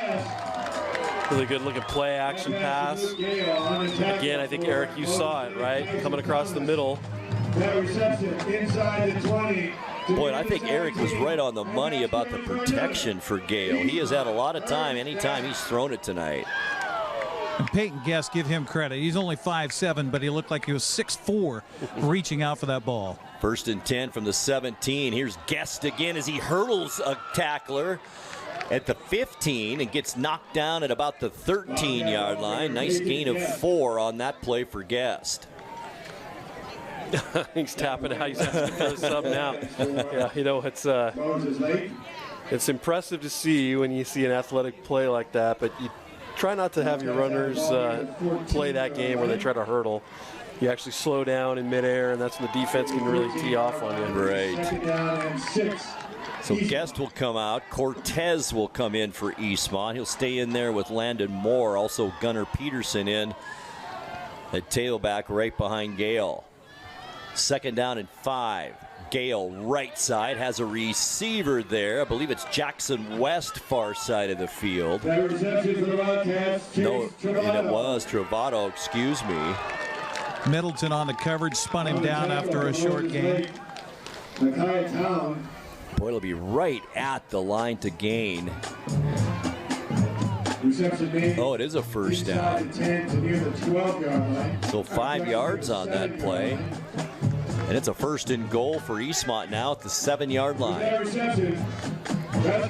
if we can get Gunnar Peterson to run the ball a few times inside the 10 here. Force the issue for Moses Lake's D.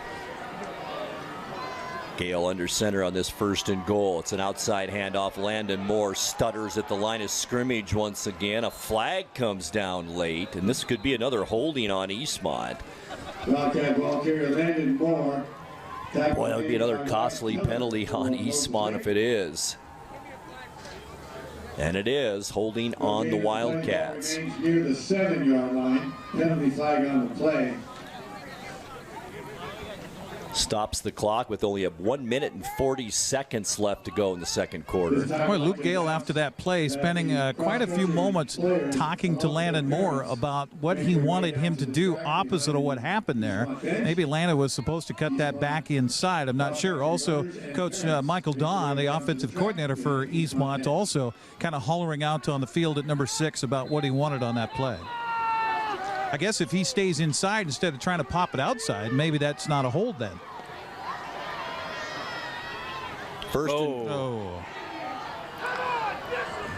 Pass into the end zone. It's not really going to matter. It's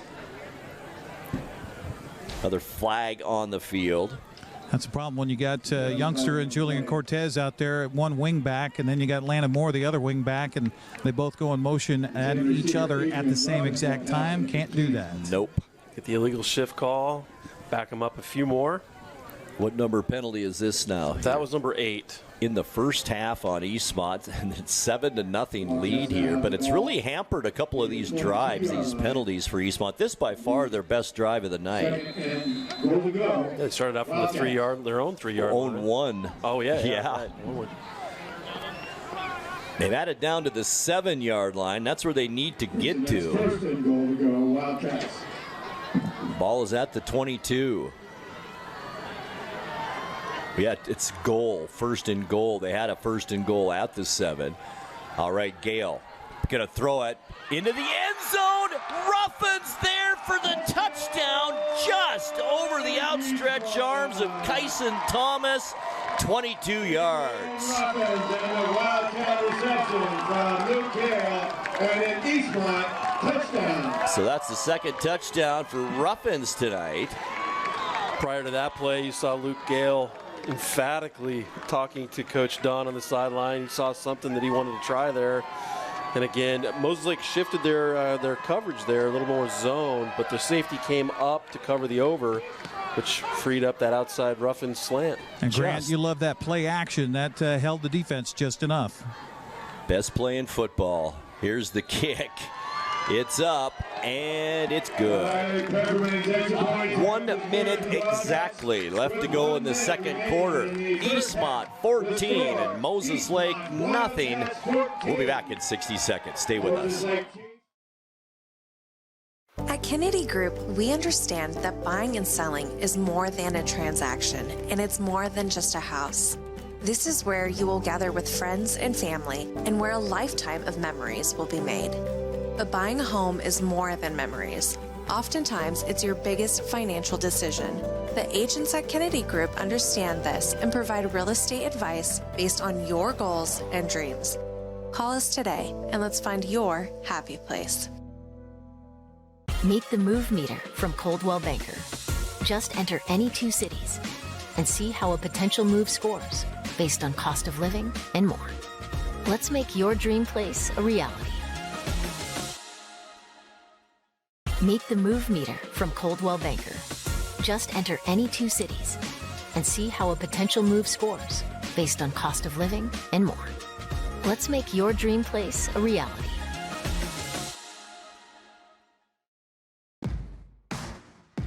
Got word West Valley has now scored down in Yakima, so that score is Wenatchee 8 and West Valley 7. Winding it down in the second quarter, right, Brandon? Yeah, it's a little less than 5 minutes down there. All right. Preparing to kick off for the Wildcats.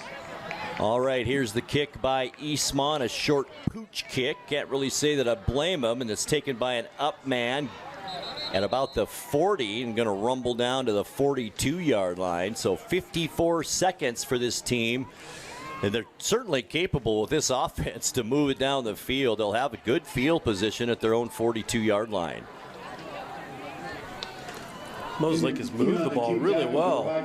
Just haven't been able to punch it in at the end there. An interception on their first possession. The last 2 possessions, they've turned it over on downs. So, yeah, they have moved the ball. They've had more plays tonight than the Wildcats, although Eastmont, 13 plays, 99 yards on that last scoring drive. 8 minutes and 25 seconds off the clock. 22-yard pass, roughens from Gale. So 14-0, 54 seconds left to go. Jay with it, hands it off. Ranson runs left side, shakes a tackle there. Can't get away, though, on the outside at about the 47-yard line. That'll be a gain of 5 yards on first down. Eastmont going into almost a dime look. They only had 2 down linemen. Their left defensive end was split out in what we would call a wide 7 technique, and they had a defensive tackle on the other side, but obviously expecting nothing but throw at this point in time. And that's why they read the run. 45 seconds, empty backfield for Jay. 4 receivers again to his right. Watch Thomas on a cross. Ranson, the running back, didn't even move from his position. It's thrown out of bounds and away as Praiser comes in. And a flag comes down now. I don't know if that's going to be against Praiser or if that's going to be talk after the play. Praiser ran away, but Brady Jay still standing right there. So let's see this call. This will be interesting. Oh, they're going to call grounding. Yeah. Intentional grounding.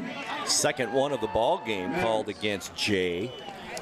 That's a loss of downs. Definitely got to pass the line of scrimmage, but not really anybody in that vicinity. Single receiver on the left-hand side was flying down the field. Yeah, that was pretty obvious. He's just throwing that ball away. And I would too if I had Connor Praiser chasing after I was just going to say that. Here's the handoff. Ranson, good hole up the middle, gets it to about the 45-yard line. Gain of 14 on that carry. Moses Lake still has 2 timeouts left. Not using them here yet. 23 seconds. Clock moving. Kind of a surprise, I got to say. 19 seconds now. It looks like they might just let this run out, which is very surprising. Down 14-0. Mavericks have the ball near the 45-yard. That's exactly what the Mavericks are going to do here. 6 seconds, 5, and they're going to let this first half run out. Very surprising here. So we are at the break here at Wildcat Stadium. Big 9 championship on the line, and at the break, it's the home team. Eastmont Wildcats 14, and the Moses Lake Mavericks nothing. Our halftime show starts in 2 minutes. Stay with us.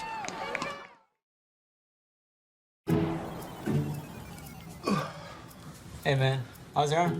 Getting better, actually, thanks. Did they give you anything for pain after surgery? Because I think I may have some left over. Nah, that's all right, man. Actually, me and my doctor talked about not sharing prescriptions, and that ibuprofen's a good option for me. The risk of addiction, it's not worth it. Makes sense. Take the next step. Don't share your prescriptions, and talk to your friends about the dangers of opioids. Allergens. You can't see them, but they live in your carpet and your air ducts. Call the experts at Clean Air Connection for a clean, healthy living environment. Experience, education, and the right equipment equals the best cleaning job possible. Call Clean Air Connection today. Pet dander, allergens, dust, and pollen? Trust your home's carpet and duct cleaning to the experienced experts at Clean Connection. This locally owned family business educates their staff and uses only the best equipment. Call Clean Air Connection today. Are you dealing with a pest or weed issue and you just don't know what to do? We use the best pest control methods approved for areas with kids and pets. Whether it's rats, mice, ants, or spiders, or something else altogether, we provide the coaching and solutions you're looking for. And you can know that your dollars are supporting a local, family-owned and operated business. Allow us to help you get back to living healthy and pest-free. Harvest Valley Pest Control. One of the inland Northwest's most extraordinary four-wheeled beasts, the Honda SUV thrives in a diverse habitat. Comfortable in rugged terrain or roaming city streets, it can travel hundreds of miles on a surprisingly small amount of fuel. Fiercely protective of its young, the Honda SUV is known by its distinctive markings, CRV, Pilot, Passport, and Ridgeline, and can live happily for decades in any garage or driveway. Catch them now at your inland Northwest Honda dealer. Honda can handle it. Grant Olson, Brandon Harle, and Eric Granstrom back with you at Wildcat Stadium. We are at halftime, and our halftime score in this battle of the unbeatens is Eastmont 14 and Moses Lake nothing. And you know, Moses Lake, Brandon, they put together some decent drives so far in this game, and an interception and turn it over twice on downs. The Eastmont defense has played stellar in this first half. They really have. It's, again, I mentioned it earlier, bend but not break, right? You're giving up a few chunk big plays, keeping most of it in front of you. And then when you get inside the 10-yard line, for a team like Moses Lake that really throws the ball around, that can sometimes be a disadvantage when you're in the red zone, when a team matches up a little bit more man-to-man and can really pin their ears back and get after you. Boy, and they tried their big running back, Robinson, twice from the 1-yard line, and Eastmont stuffed him. 220-pound running back, and Eastmont, great defense. And up until Eric made a great point that 99-yard drive, boy, just took all the air right out of Moses Lake at the end of that first half. And up until that time, a 13-play drive for Eastmont. Moses Lake had many more plays on offense, but here at halftime now, it's Eastmont 22 plays and Moses Lake 21. So we're pretty even there. It has been, Eric, and I'm sure you'll agree, the Eastmont defense that's been the difference. Oh, absolutely. And I'm just still in shock a little bit that Moses Lake didn't try. They had decent field position before the end of the half there with 2 timeouts, that they didn't try to get the ball in the air a little bit and stretch the field and try to get something out of it before half. But I guess time to regroup in the locker room and try to make some adjustments, come out here in the second half and play some football. Also kind of a surprise is that other than a 67-yard run that we had in the game by, I guess it was Peyton Guest, or was it Landon Moore? Landon Moore. Other than that, it's been through the air for Eastmont tonight. Both their scoring plays were passing plays, and boy, you just don't talk about that with Eastmont very much. So it's been the pass that's kind of been the weapon for Eastmont tonight. Right, with Eastmont's patented kind of a adapted wing tee, you set up the pass by pound, run the ball and play action. Tonight, very similar, but their chunks have come in, other than a few single runs that have really ripped off a few yards. Big plays have been through the air. Not much to talk about as far as scoring drives. They were both Eastmont, their second possession of the ball game. 4-play, 84-yard drive, and that was highlighted by that 67-yard run by Landon Moore. 10-yard touchdown pass, Luke Gale to Ruffins, the point after good, and that made the score 7-0. And then Eastmont scored on that long drive, an 8-minute, 25-second drive late in the first half, 13 plays, 99 yards. That was a 22-yard pass from Gale to Ruffins, kick good, and that's where we stand right now at 14-0. We'll take another 2-minute timeout. We'll come back and we'll turn it over to Brandon with the halftime stats and more as our coverage of the Big 9 Championship continues here on the NCWLIFE Channel. Hey, hon, would you run this around to the wash rack? Oh, okay.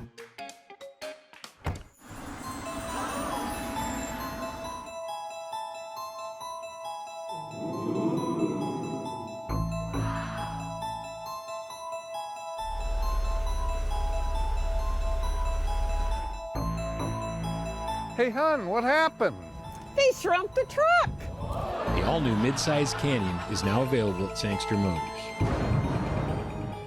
When your heating or cooling system is giving you trouble, call the diagnostic doctor from Dick's Heating and Air Conditioning.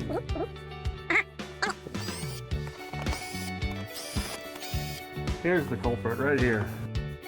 All joking aside, when you call Dick's, you're calling 35 years of experience at customer service right here in the Wenatchee Valley. Dick's strongly believes in repairing before replacing, and they service all major brands of HVAC units. You don't have to be a member to enjoy the view and dine in style at Highlander Bar and Grill, located in East Wenatchee. Highlander Golf Course has added 2 state-of-the-art full swing simulators. Food and drink service is available from our full-service bar and grill, offering breakfast, lunch, and dinner 7 days a week. Indoor and outdoor seating available. Call Shalane, our on-site coordinator, to schedule your special event.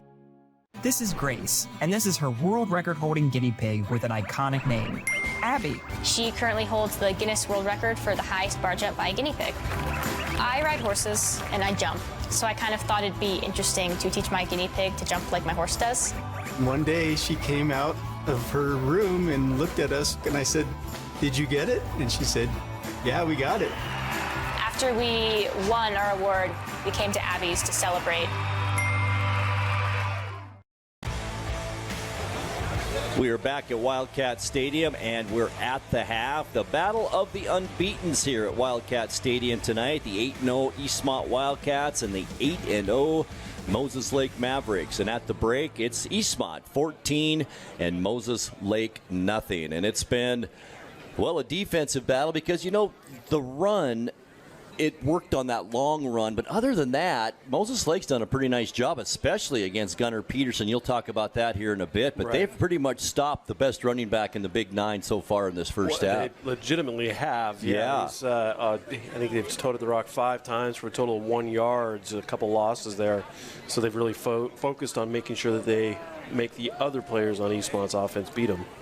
All right, we're at halftime. Let's take a listen to the Eastmont Wildcat Marching Band. It'll be a moment before they get their drum major up on the ladder that is along the sidelines here. Did you want me to throw out some of the Moses Lake Maverick stats? Sure. While we're worried? Sure. So for Moses Lake at half, we have Brady Jay 7 of 14 for 118 total yards with an INT. Tommy Ranson's rushed 44 yards on 4 carries. Jonah Robertson's had 5 carries for 6 yards. In the receiving corps, Joel Middleton has 3 receptions for 32 yards.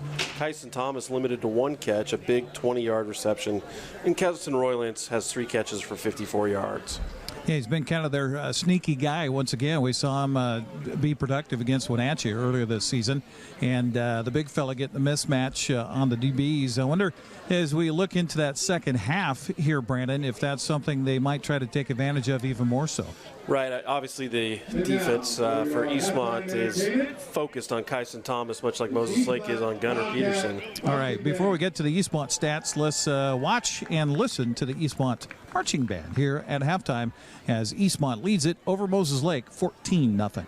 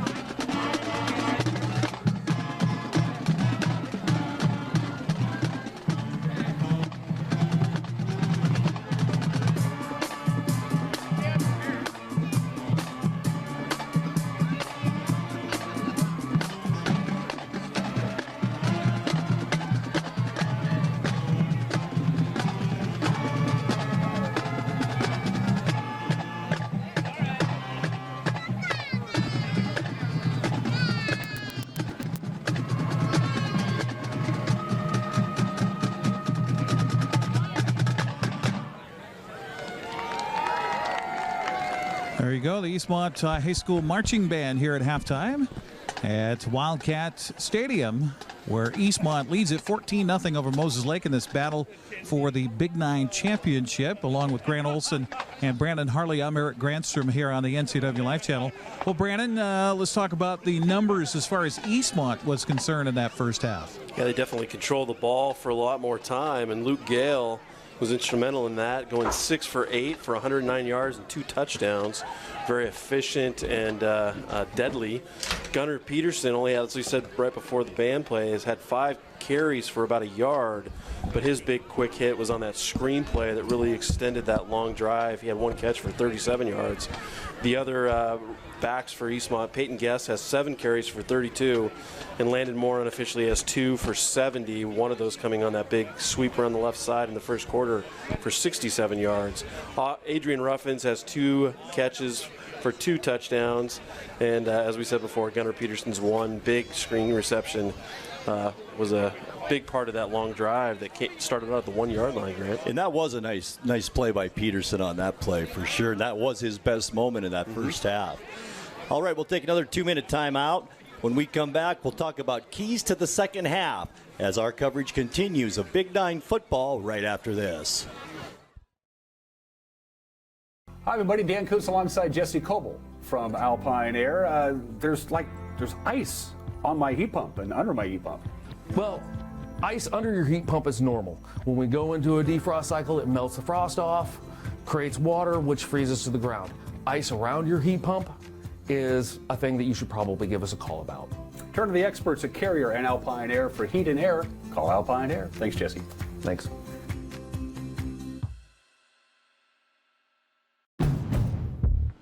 If you're looking for the best way to buy a pre-owned Honda, look no further than Honda True. You get less to worry about and more benefits.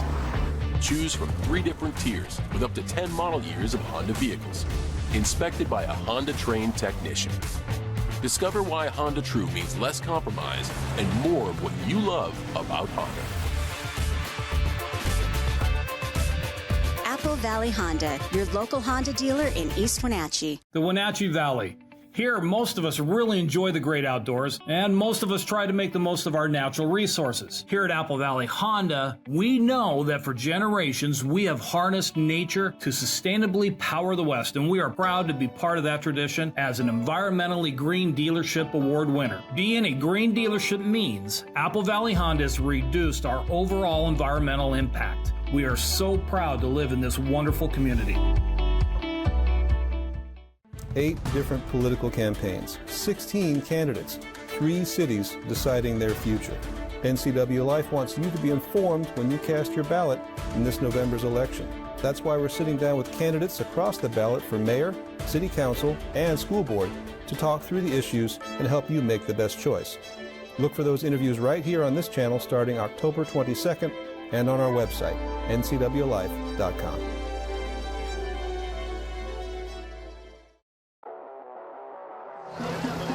Grant Olson, Brandon Harle, and Eric Granstrom back with you. We're at halftime, and our halftime score is Eastmont 14 and Moses Lake nothing. Okay, Brandon, you're Moses Lake. What do you do to get back in this one? You're down by 2 scores, which isn't insurmountable when you have this kind of an offense, but what do they need to do here?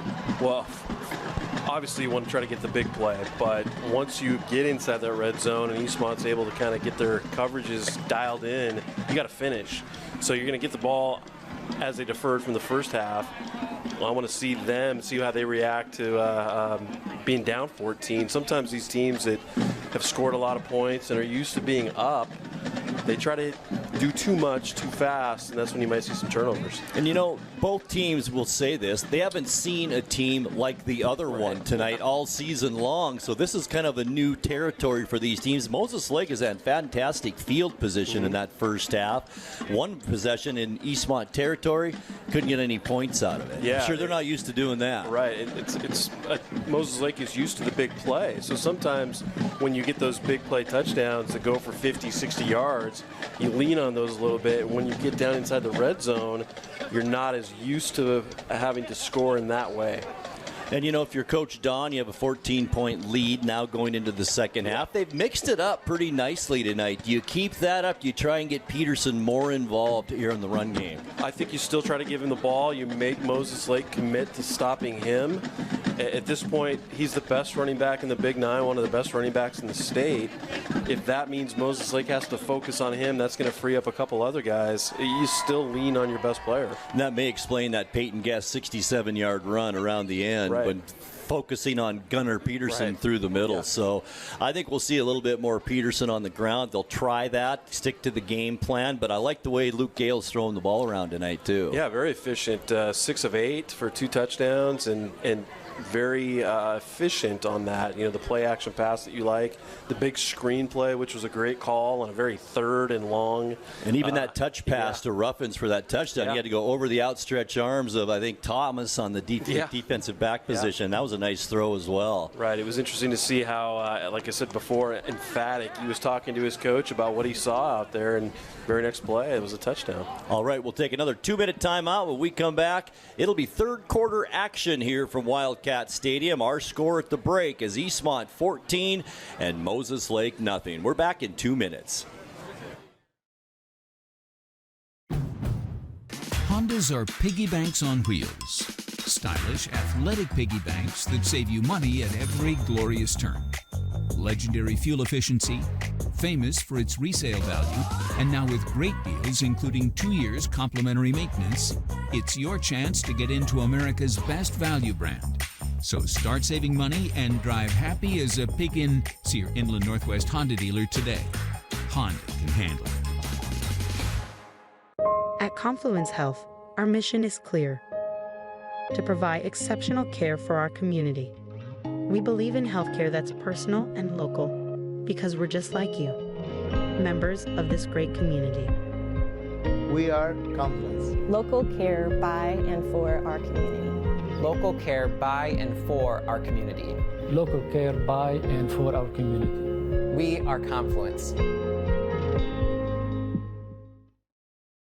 If you could live anywhere, where would it be? And what would it be like? Open up a world of possibilities when you sell your home and make those dreams real. At ColdwellBanker.com, you can get an instant estimate on your home, Compare cost of living city by city and learn more about our revolutionary seller's assurance program. So it really is true. Your dreams don't have to be just dreams. At ColdwellBanker.com. Hey, welcome back to Save Mart. What can we help you find today? We're looking for a mattress. Oh, right this way. We got a large selection. We have this pillow top here. Oh, comfortable. We have more to choose from down here. Oh. I think I have the perfect one over here for you. I guess we'll take this one. You'll find it at Save Mart. Full service at a low, low price. Tonight's broadcast also brought to you by Confluence Health. High-quality care close to home. Confluence Health is dedicated to improving their patients' health with safe, high-quality care in 12 communities. And by Dick's Heating and Air Conditioning, providing heating and air conditioning service and installation since 1982. Serving residential and commercial, they specialize in indoor air quality installation, service, and repair. And a special thanks going out tonight to Gale Fruit for providing the propane and the heaters for not only the Eastmont sideline, but also the Moses Lake sideline. So thank you very much to Gale Fruit. Eric, have you warmed up in front of those heaters yet? No, I didn't. I totally forgot about that. I ran over to my truck to get a little sip of water so I can get ready for the second half. And Moses Lake going to have the ball to start the second half. So I don't know, Brandon. I still go back to the end of the first half. You know you're going to get the ball to start the second half, so why not try to gun one downfield? Yeah, I didn't bring that up when we were talking about stats. I'm with you. You had 2 timeouts. You had, what was it, more than 30 seconds, correct? Yeah. And Eastmont's defense was playing very deep to keep everything in front of them. You give it a go. I'm a little surprised. Well, especially with their scat receivers and a guy like Kyson Thomas. I mean, you never know. You give him a 10-yard pass, suddenly he's standing in the end zone. Yeah, it's pretty shocking, actually. Also, halftime score from Yakima. It's West Valley 14 and Wenatchee 8 at the break. Oh, man. Now, if Wenatchee loses that game, that means there's a 3-way tiebreaker that goes on Tuesday in Quincy. That'll be interesting. It's one of those scenarios that coaches hate. I was just going to say no coach. They all hate it. Everybody hates it. All right, Moses Lake will receive, as Eric mentioned. Eastmont will kick it off here as we get the second half going here from Eastmont Wildcat Stadium. Here's the kick. It's a short one, taken at the 28-yard line by one of the up blockers. Gets past the 35, still on his feet, won't go down, is finally wrestled down at the 37-yard line. Big senior, number 7, Caleb Jones, 6'3", 210-pound receiver. Okay, now we see what kind of adjustments they made during the half. This will be good, this second half. I have a feeling here is Moses Lake on the field.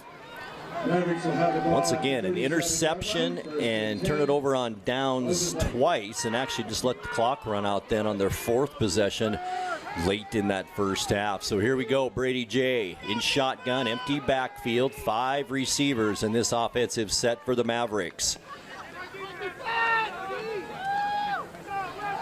Jay, 3-step drop, looking left side, has a receiver there. It's Middleton, and is it picked off? It is. That might have been intercepted, and it is. Peyton Zielinski. And that is going to be an interception for the Wildcats. How about that? First play of the third quarter. Did he pick that off with his back to the ball? He was. He had his back to the ball, held his hands up, and that ball kind of, maybe we'll get a replay on that, but the ball seemed to hit him right there.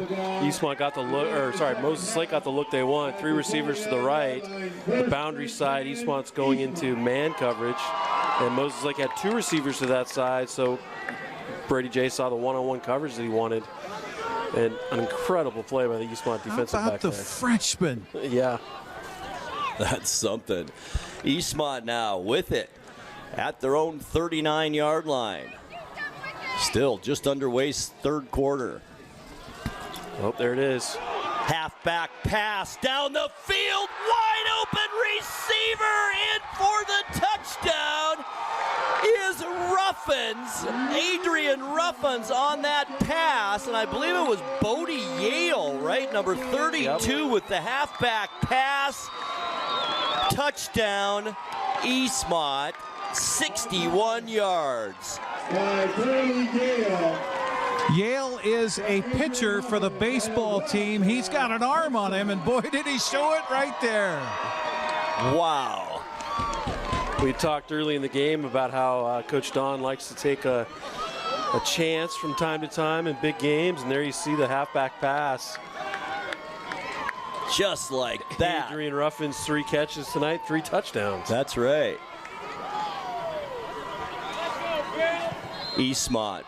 Point after try is up, and it's good. Just like that, 11:34 left to go, third quarter. It's Eastmont 21, Moses Lake nothing. Back in 60 seconds.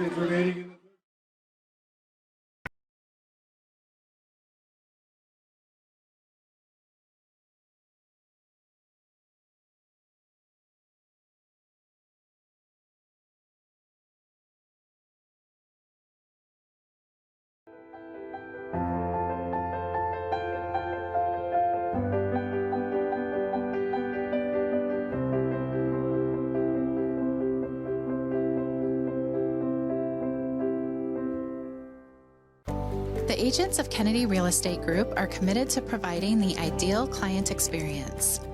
We believe in the power of relationships. Why? Because we don't just work here, we live here. From the nonprofits we serve, the parks where we play, and the local businesses we support, our team understands the value of living in the Wenatchee Valley. Let's begin your real estate story. Let's scoring drive easy. One play, 61 yards, 9 seconds off the clock. Point after good, and Eastmont leads it now 21-0. Escalera on to kick. Kyson Thomas back deep, but I don't think Eastmont's going to even mess with these deep men if they can help it tonight. Been kicking them a little bit short. This one's going to be a little bit deeper as it goes to Middleton at about the 11-yard line. Very dangerous runner. Gets tripped up and falls forward to about the 28, and that's where Moses Lake will begin this, their second drive of the second half. I'm standing here in shock about what's happened here in this game so far. I mean, I am just jaw agape at what has happened so far. Who would have expected 21-0, that's for sure. Long way to go. There is a long way to go and a very explosive offense. So we'll see if they can put something together here. 3 receivers to the left of Jay on this first down and 10. Ball at their own 28-yard line. Jay's looking left with some blocks from receivers. It's Ranson over the left side. Tries to get to the 35. Will make it to about the 34. Gain of 6 on first down. I was curious if Moses Lake would go with a hurry-up offense, and looks like they will. Count them out there, Eric, how many defensive backs Eastmont has now with their 2 down linemen and a stand-up end here. 34-yard line, second and 4. For the Mavericks. 5 receivers again in this set. Empty backfield. There's Jay going left side. Short gain of only about 2 yards, and that'll still bring up third down and 2. In the coverage for Eastmont, there's Shoemaker, and pass complete. You don't see Jay take those 5 or 7 step drop backs very often, that's for sure. If he just goes back 3 steps, that's a pretty big drop back for him. He gets rid of it so quickly. Hayden Throneberry on the reception. 3rd and 3, Mavericks. Same formation. 3 to the right receivers, 2 to the left. Down the middle and almost picked off. Nice play, Josh Leonhard. Got his hands on it and broke up that play, and that brings up 4th down now. Boy, he's been a key cog to this defense all season long. Captain, he's only 5'6", 198 pounds. I'm sure he wish he had elevator shoes right there to get up in there. They're 2 inches to make that interception. Moses is going to go for it here. He's playing true middle linebacker and take a good drop in that hook curl zone. 4th and 3 at the Moses Lake 35-yard line. Going for it are the Mavericks, down by 3 touchdowns. Handoff, Ranson. He's going to get the first down and more across the 40, still on his feet, and they're going to mark him down at the 44-yard line. 8 yards on that carry by Ranson. I think he's looked good here in this game. Right. Eastmont has as many as 6 defensive backs in, and when they motion him back to the backfield, they're still short in the box. Defensively, you count it up. There's 4 or 5 guys in the box on defense. You have the advantage. Moses Lake putting a drive together here now after an early interception to start this second half. Here's Jay, first down. Going deep, left side. There's Middleton, just off his fingertips at about the 13, and he had the defense beat there. Eastmont had a blitz coming off the right side of Moses Lake's line, and Brady Jay got rid of that quick. Beautiful pass. Should have been pulled in. Boy, this kid can throw the football as a sophomore. Boy, that was a pretty ball, and you wonder this chilly night if that might be having an impact on cold fingers. That was 50 yards in the air, easy, right on the money. It was. You know, Moses Lake has been pretty much just one-sided in all their games, going up to an 8-0 record, except for week 2. They got out to a lead against Kamaikan. Kamaikan came back. They won at 15-14. Boy, they find themselves in trouble here tonight. 2nd down and 10 for the Mavericks. Just a little over 10 minutes left in the second quarter. There's a pass. It's high, and it's going to be picked off by the Wildcats. Matt Bender. The third interception now of the night for Brady Jay. Great look by Eastmont's defense again, giving Brady Jay a really different look. It's pretty impressive to see playing man under with safeties over the top, and giving the receivers up at the top man coverage as well. He's trying to force these throws. They're down. He's used to having success. You go to the guys sometimes you think are going to be open instead of the right read. Lots of movement on this first down for Eastmont. A couple of linemen jumped early. They thought first down. Boy, you know, we talk so much about how impressed we've been by this sophomore quarterback from Moses Lake. And so far, I mean, still there's a long way to go, and he's a talented kid, but so far he's kind of looking sophomore-ish here tonight. Yeah, he does look a little bit rattled at times for sure. With that penalty, 1st and 15 Wildcats. Here's the handoff to Gunnar Peterson. Just cannot find any room as he manages to get maybe back to the line of scrimmage. I think it's going to be a loss of about 1 on that play. And Peterson on the ground just can't get on track tonight. Well, like what Eric would just say there, you know, you're 8 weeks in, you got a ton of film, you make your adjustments, you give them different looks, and Moses Lake's doing their job too, to try to shut down the best runner in the Big 9. 2nd down and 16 for the Wildcats. Swing pass. It's Peyton Guest with all that speed. That could be a horse collar over there, and the flag does come in. Happened right at the 40-yard line. Would have brought up a 3rd and about 5. I don't know if it'll be a horse collar or if it'll be using an opening of the helmet for the tackle, which is technically a face mask. That could be it. Eric, did you catch the receiver on that play? I was trying to receive. Oh, I'm sorry. No, not at all. Long way from where it was Guest. Okay. Yep. Yeah. Nice play action swing pass. The look they haven't shown yet. It is face mask, Eric. Great call on your part. After that gain of 11.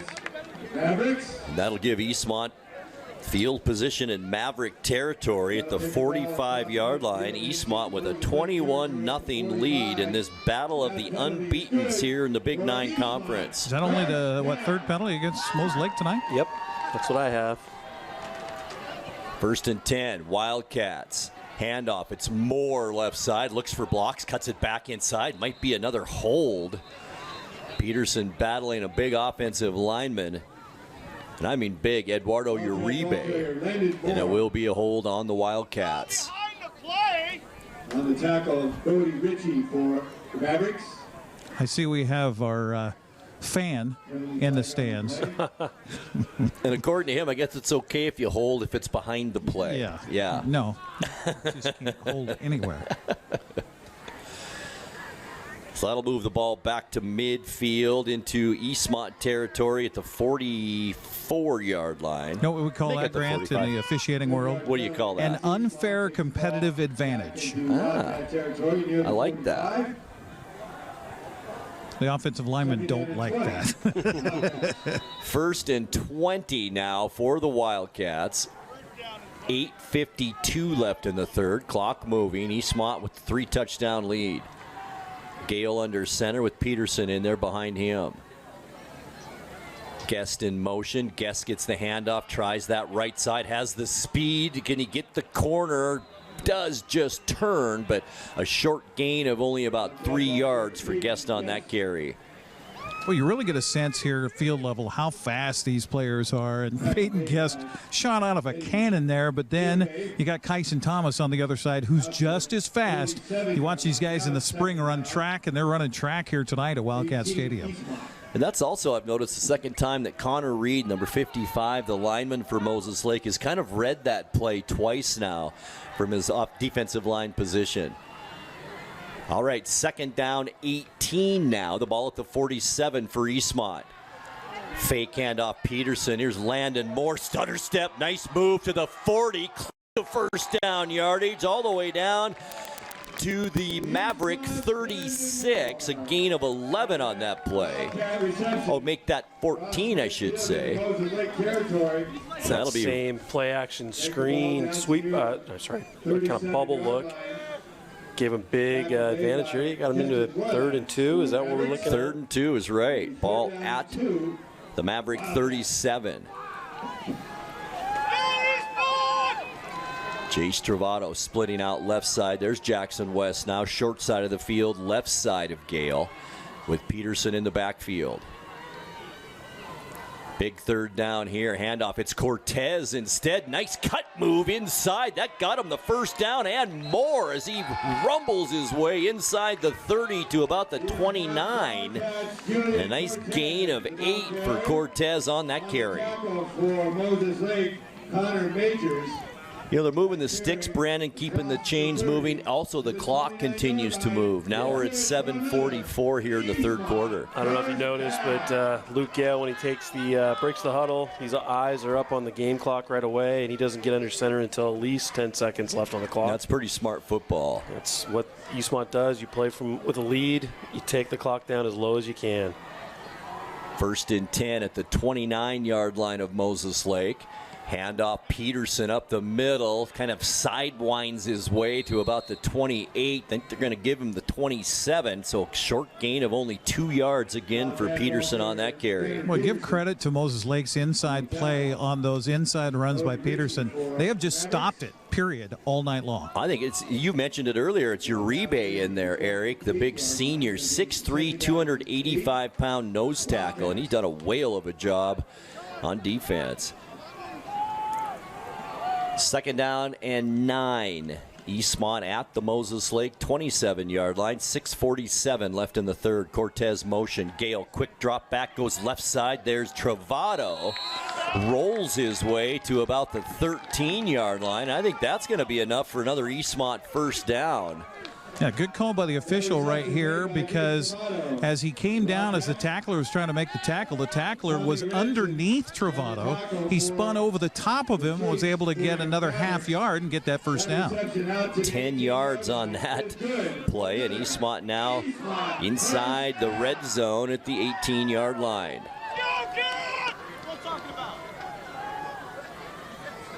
Cortez motion. Gale quick drop again. This time he's going to float one into the end zone. Travato, is it picked off? And I think it is in the end zone. Carson Hightower, he comes up with it, and that will be an interception in the end zone. Same look. It was a pump and go. Receiver runs a hitch. Quarterback gives him a little shoulder fake. cornerback did a great job of staying on top and in great position to pick it off in the end zone. Yeah, one thing that Luke Gale did on that one is he locked on to his receiver that entire route, so made it tough for Travado to try to shake the defender. Hightower comes up with a big interception. First turnover for Eastmont on the night. We'll see if Moses Lake can capitalize on it. Boy, what a change in momentum this could be, as well as Eastmont could have went up by 4 scores on that possession. Instead, they're still at a 21-0 lead. Moses Lake has the football at their own 20-yard line. 6:07 left to go, quarter number 3. Great to have you along here on the NCWLIFE Channel tonight. Jay, shotgun. Looks left, goes that way. Receivers out in front to block. Middleton, though, can't turn that corner and is wrestled out of bounds after a gain of about 3, maybe 4 yards. In fact, they're only going to give him 2 yards on that play. Stepped out of bounds, so it'll be up a 2nd down and 8. Eastmont defense doing a great job of keeping all of those weapons in front of them, stretching them to the sidelines like Moses Lake's doing on against Eastmont's offense. Jay, the handoff this time. This time it's Huberdeau. Carson Huberdeau did have some carries in the Wenatchee game. I do remember that, and he gets about 6 yards up to the 30-yard line. That will be a first down. That was a gain of 8. Eastmont more than willing with their 2 down linemen and a stand-up end, 6 defensive backs. They're going to happy to give up a 6, 7, 8-yard run. That's a good point. Trips right side this time for Moses Lake on this first down and 10. Ball right at their own 30-yard line. Huberdeau again, nice cutback middle of the field. It's a nice gain of 9 yards on first down. And that takes it close to the 40. Ball marked at the 39. On the team tackle for the Wildcats. He ran at least twice that much, all the weaving. Yeah, he sure did. Ranson and now Huberdeau, they both had some success running the football tonight. Even Robertson, I guess a couple of those carries, they were tough 4th down carries he had, but the other running backs some success tonight. Eastmont's willing to give up that, obviously, with the great defensive look they're putting together here. Jay on this 2nd and short. Huberdeau spins after he gets the first down, but spins right into a couple of Wildcat defenders led by Connor Prazer. Gain of 2, but that will be a first down for the Mavericks. Clock, though, continues to move. It's stopped while we set the ball down and mark the ball. 4:45 and moving now left in the 3rd quarter. This has been a pretty quick ball game. Yeah, well, Eastmont's game plan is always to use the clock. Right. And Moses Lake's had a couple long drives that have ate up a lot of the clock as well. 1st and 10, Mavericks, as they keep this drive moving. A drive that began at their own 20-yard line, now at the 42. Jay, handoff, Huberdeau again, and he weaves his way close to another Moses Lake first down. Give him 9 again on that first down carry. I like the way he runs. I guess what you say, the old term, shifty. He's shifty out there. It's not very explosive in overall speed, but he keeps his body moving forward and finding those little gaps. For perspective, those 4 runs in a row by Huberdeau coming into the ball game, he only had 17 total carries on the season for 123 yards. By the way, only a sophomore as well for the Mavericks. Here's Jay now on this 2nd and short. Play action, looking left. Pass out of bounds, out of the reach of the outstretched arms of Middleton. Middleton was sitting in the middle of that zone close to the sideline. Brady Jay was a little late on that delivery and obviously out of bounds on the throw, but I don't know if he was waiting to see if he was going to break vertical. That's usually a pass he can connect with. Right, you take what they give you, and we've seen him play pitch and catch on that play a lot. 3rd down and a yard now for the Mavericks. Handoff is Ranson. Picks it up easily over the left side. Still on his feet as Eastmont tries to get him down. No whistle yet. Still moving the pile. How about that? All the way down to the Eastmont 37. A gain of 12, and it looked like it should have been a gain of about 3. Now Moses Lake looking for a spark. They're finding it in the form of Huberdeau right now after the interception, trying to get some points on the board. 3.5 minutes left to go in this 3rd quarter. Moses Lake down 21-0, but on the move. Actually, that was Ranson on the carry there. It was. Jay, handoff. Right side, Ranson again, got some speed going over that right side, gets inside the 30, close to a first down once again. That's another nice gain of about 7 for Ranson over the right side. Really like how Moses Lake is taking what Eastmont's giving him on this drive, being patient, go with the run. Eventually, Eastmont's going to have to make a decision. Are they going to make an adjustment? And if they do, that's when Moses Lake will have to change what they do and go back to what they're good at, throwing the ball. There's still a lot of time left in this game. 2nd and a yard for Moses Lake.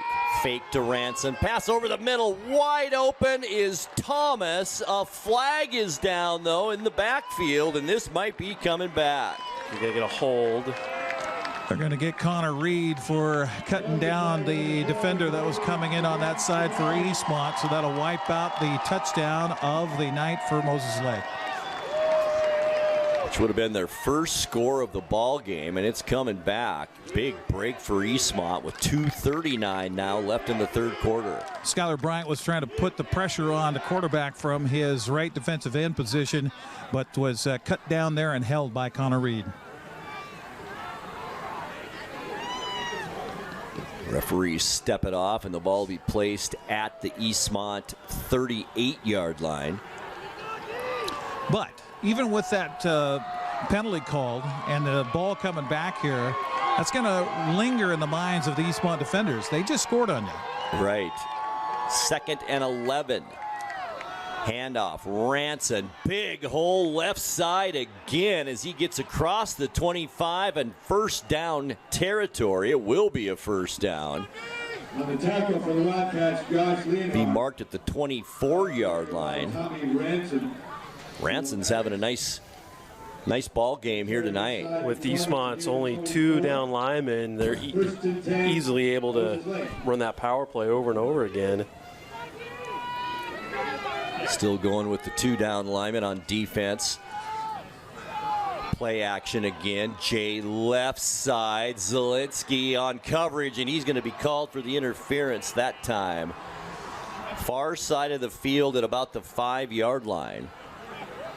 Boy, Joel Middleton almost came down with that anyway. He did. We don't get replay up here, but that's an impressive athletic Is that play. one of those plays where if Zielinski was just looking back, Probably. that may not have been called? It's such a difficult, you teach your DBs to look back. You're supposed to get help. Safeties are supposed to be yelling ball, but the noise level and you're focused. So, yeah, I think sometimes if you There's a lot going on out there, you see it in the NFL on Sundays, too. Well, that's also a situation, too, where the ball was thrown inside. The receiver's outside the defender. And like you said, Zielinski had his head turned towards the receiver. That ball thrown inside, basically what he did was impede the receiver's ability to get to the football, makes contact. So it's pass interference. First down and 10, Mavericks at the Eastmont 12-yard line. Just a little over 2 minutes left to go, third quarter. Jay, tons of time this time, rolls to his right, wings it into the corner of the end zone. Roylance, the intended receiver, too tall for him, and it goes out of bounds. Boy, and so many times this season we've seen Brady Jay just kind of drift around back there, buy himself some more time, get away from the pressure, and then find somebody in the end zone. Good coverage downfield by Eastmont. They had everybody blanketed on that one. We're looking for Kyson Thomas on the motion inward, the matchup coming up the seam, and this one had that well covered. Thomas split out to the right this time, Middleton to the left. Ranson stays in at running back. Once again, play action. Jay looking for someone, tried to come back to Ranson. That could have been a big play, but throws it a little bit low and goes incomplete. Tough throw back across the field for really any quarterback, isn't it? You said it earlier, Eric, when Luke Gale kind of stared down his receiver and threw that interception in the end zone.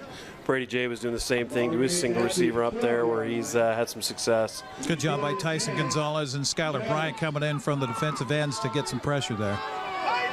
Third down and 10, Mavericks.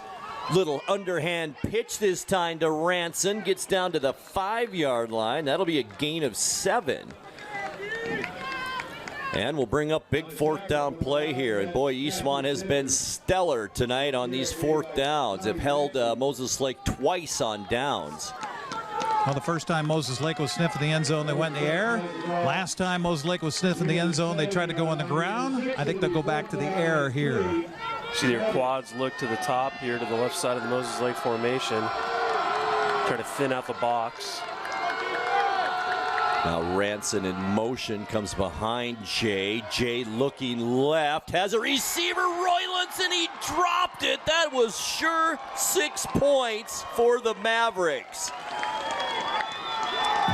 Eastmont will take over on downs once again, and the defense, well, I guess they held, but that was a drop ball by Roylance. Yeah, that was a good-looking play. You know you're going to see man coverage inside. On fourth down, you're going to bring extra men, you're going to blitz. So you run those crossing routes, those mesh concepts, and there it was. Unfortunately for the Mavericks, couldn't capitalize, but good job on Eastmont's defense. Bend, but don't break again. 13-play drive for Moses Lake, all for naught. Here's Peterson now, almost got caught in the end zone. Now he gets away and gets a nice gain of it all the way out to the 15. That's a gain of 10. And the best run of the night for Gunnar Peterson. Well, if Gunnar can't find room inside, then give him a ball, a little pitch outside, and see if he can find it there. Excuse me, out to the 15, rather. Gain of 10. It'll be first down and 10 Wildcats as time running out here in the third quarter. Under 50 seconds now left to go. Yeah, they moved Gunnar to the wing as opposed to the tailback. Right. Moore in there. Here comes Peterson again, and we might have another hold on the Wildcats, and another flag comes in with 36 seconds left on the first down and 10. This might be a first down and 20 now for Eastmont. That's a hard thing when you got the offensive line and those plays that come around the outside. You get guys up front that are trying to reach out for people to try to get the seal on those blocks, and when they reach out, that's when they're going to get the flag. This is going to be the 12th Eastmont penalty. 12 penalties against Eastmont tonight. Ouch. Well, I guess we were wrong, Eric. We said they can't do that against a good team. Here we have 12 penalties tonight, and they're winning the ball game. Score from Yakima. It is now Wenatchee 16 and West Valley 14. 8:40 left in the third quarter. All right, so that is a hold on Eastmont. It'll bring up a first down and 20, and it moves the ball all the way back to the Eastmont 6-yard line. First down and 20. This most likely will be the last play of this third quarter. 22 seconds left. Handoff, Peterson, stiff arm, and then goes out of bounds just across the 5 at about the 6, and that'll be pretty much right at the line of scrimmage. So no gain for Peterson, and he goes out of bounds, stopping the clock at 17 seconds. Boy, Coach Michael Dunn was not happy about that. I'm not sure if it was about Peterson going out of bounds or if it was about a block that wasn't made, but boy, he was hot. Maybe a little bit of both, Eric. Ball near the 5-yard line. So second and 21 now for Eastmont. Here at the end of this third quarter, 17 seconds, as I mentioned, left. Gale under center. Quick handoff up the middle. This time, diving forward as Landon Moore gets out to the 13-yard line. That was a pretty nice gain of about 8 yards for Moore right up the middle of the field, and that will do it for the third quarter. After 3 here in the Big 9 Championship from Wildcat Stadium, it's all Eastmont so far. It's the Wildcats 21 and the Mavericks nothing. Fourth quarter action coming your way in 60 seconds. Stay with us. When you call Dick's Heating and Air Conditioning, you're calling on 35-plus years of experience in the Wenatchee Valley. Spending extra time in your home, you may have discovered an unwanted aroma. Stinky feet, pets, who knows what. Call Dick's today about installing their Train Clean Effects electronic air cleaner or a Rheem Halo ultraviolet air purifier. Either way, the air quality in your home will be improved. Proudly servicing all of North Central Washington, call 884-6444 today. At Kennedy Group, we understand that buying and selling is more than a transaction, and it's more than just a house. This is where you will gather with friends and family and where a lifetime of memories will be made. But buying a home is more than memories. Oftentimes, it's your biggest financial decision. The agents at Kennedy Group understand this and provide real estate advice based on your goals and dreams. Call us today and let's find your happy place. Big Nine football on the NCWLIFE Channel brought to you by Les Schwab. Les Schwab takes your safety seriously every time you stop by. And by Sangster Motors, family-owned and operated, home of the all-new electric Hummer pickup and SUV. 3rd and 13 for the Wildcats. 21-0 our score. Grant Olson, Brandon Harle and Eric Granstrom with you. Swing pass out in the flat. Nothing doing. I believe it's Guest. He'll be gang tackled at around the 10-yard line. That'll be actually a loss of 3 yards. And bring up 4th down, and we'll send the punting unit on for Eastmont. Well, Brandon, 3-touchdown lead for Eastmont, but you got a whole quarter to go here with a very explosive offense. Right, Moses Lake's been able to move the ball. It's been a bit of a struggle. They've gone to the ground game a little bit here in the 3rd. But they can't get it to punch in. 3 times inside the 10-yard line, a couple times inside the 5. High snap. Gale has it. Gets off a low kick. And it's down at about the 39-yard line. Boy, how about this field position for Moses Lake? And do they ever need it at this point of the game? They'll have it at their own, or I should say the Eastmont 39 with 11:13 left to go in the 4th quarter. Boy, this is a lot of football still to be played here, gang. Especially when you give the team a short field like this, that kind of changes the dynamics as well. Looks like Eastmont's going to continue to allow Moses Lake to run the ball. They still have that same front that they've been going with all game. Take away those big plays. Moses Lake coming off a 13-play drive where they turned it over on downs. The snap is fumbled by Jay, and that'll be a big loss. Almost all the way back to midfield, and they are going to mark it at midfield. That's a loss of 11. I think the snap was okay. It didn't look like it was earlier than what Jay was expecting, but Jay obviously didn't have his eye on the football. Or maybe it's those cold hands too, Eric. I don't know. Well, he just came from the sideline, so you'd think that he would have had some hand warmers or something like that. 2nd and 21 now for Moses Lake. Ball right at midfield. Mavericks haven't had too many negative plays here tonight, aside from the interceptions. Right. Empty backfield again. Jay shotgun. Looking right side. Steps up in the pocket. Looks like he might keep it. Instead, he throws out the flat. And Lasan lowered the boom on a Moses Lake receiver right in front of the Moses Lake bench. I haven't caught a number yet. Ransom. It is Ranson. How about Lasan on that hit? Ranson's the number 3 receiver, the number 3 being the 3rd from the outside receiver, and his job is to float to the flat and be the dump-off guy.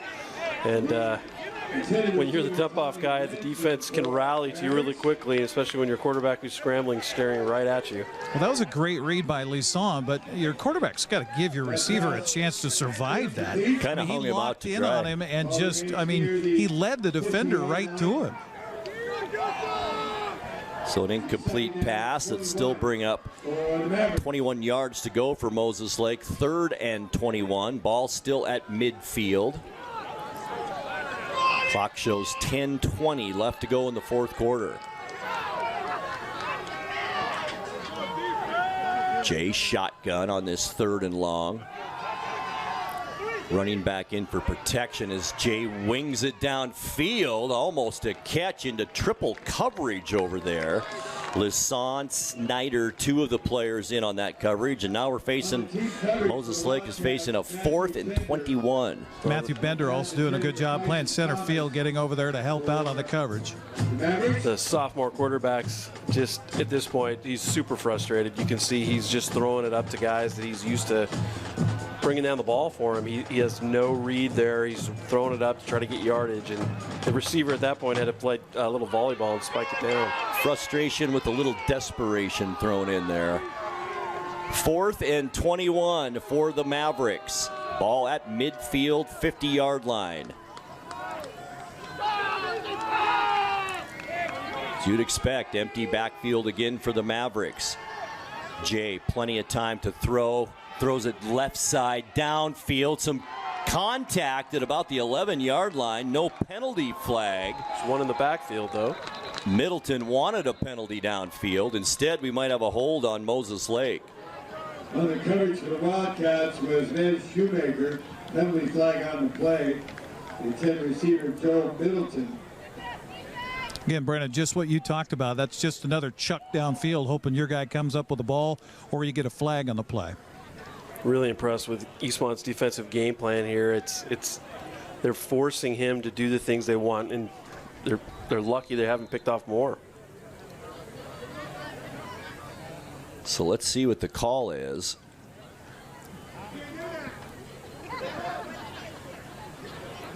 Looks like it's on the Mavericks, but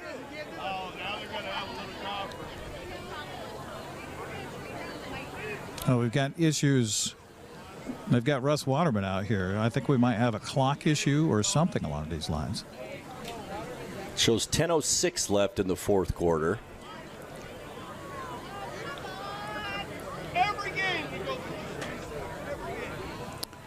Okay, they're asking for Moses Lake's coach and for Eastmont's coach to come out on the field.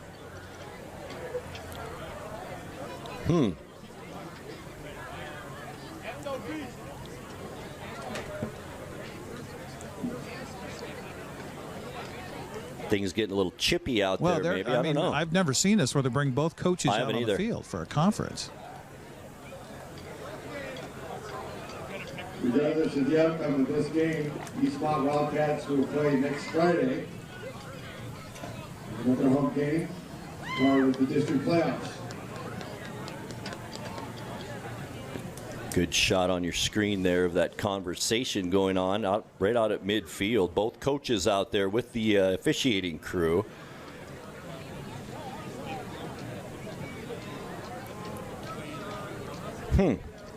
My eyes went downfield with the ball. So this is some play behind the line of scrimmage, obviously where that flag was thrown. And we may have a situation with guys trading punches. I'm not sure. See both athletic directors out there, Russ Waterman and Lauren Sandhop on the left there for Moses Lake.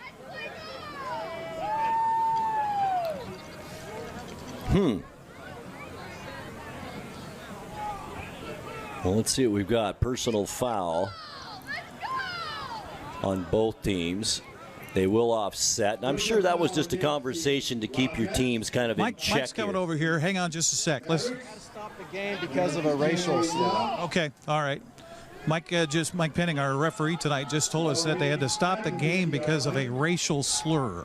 Wow, okay. And that was not on the field, I don't believe. It's a point of emphasis with all schools across the state. The WIA emphasizing the protection of the players and the fans with the kind of language that you just don't hear. need that in high school sports or any sports for that matter. No place for it. Nope. So that's why the athletic directors were brought out to try to identify where that's coming from. And those people to be removed from the stadium. Right. 4th and 21 now. Moses Lake down by 3 scores, in desperate need of a first down. Here's Jay, right side. The ball is tipped away. Nicely done by Matt Bender. Also Lusan back there in on coverage. And for the 4th time in this game, Moses Lake will turn it over on downs. How about that? 3 interceptions, and 4 times on downs. Do I have that right? I think so, and I have the last 8 passes are incompletions from Brady Jay, and he's only had 1 completion in the second half. His first attempt in the second half was an interception.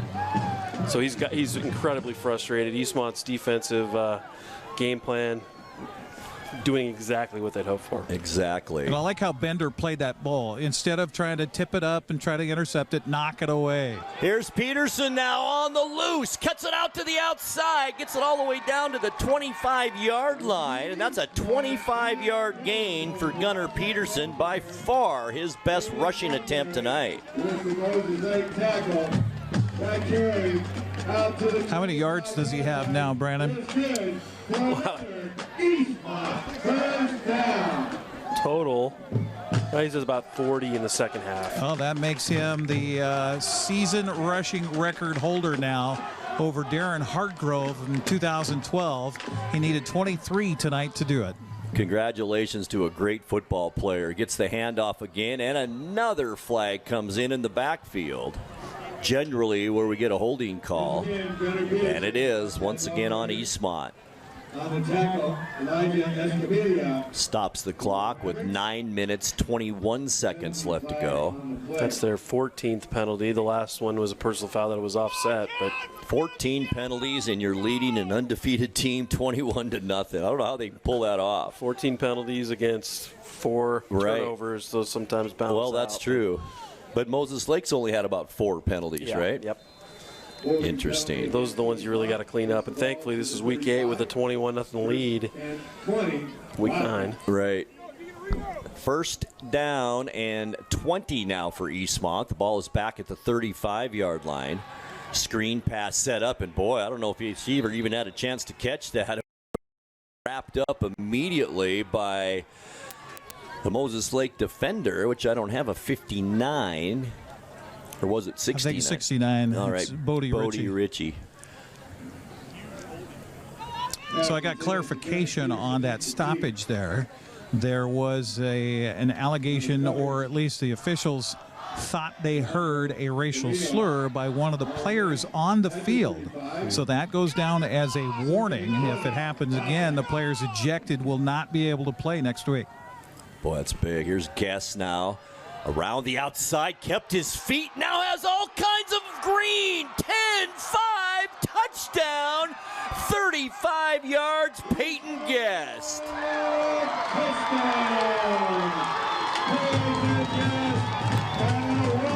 How about that?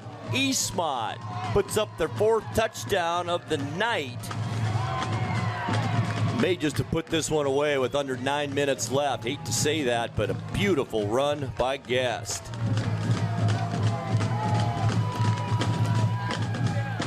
Counter play to the right. Some really nice downfield blocking. Linemen finishing their blocks. Several pancakes on that play. What'd you say, 35 yards on that touchdown run? Yep. Yeah.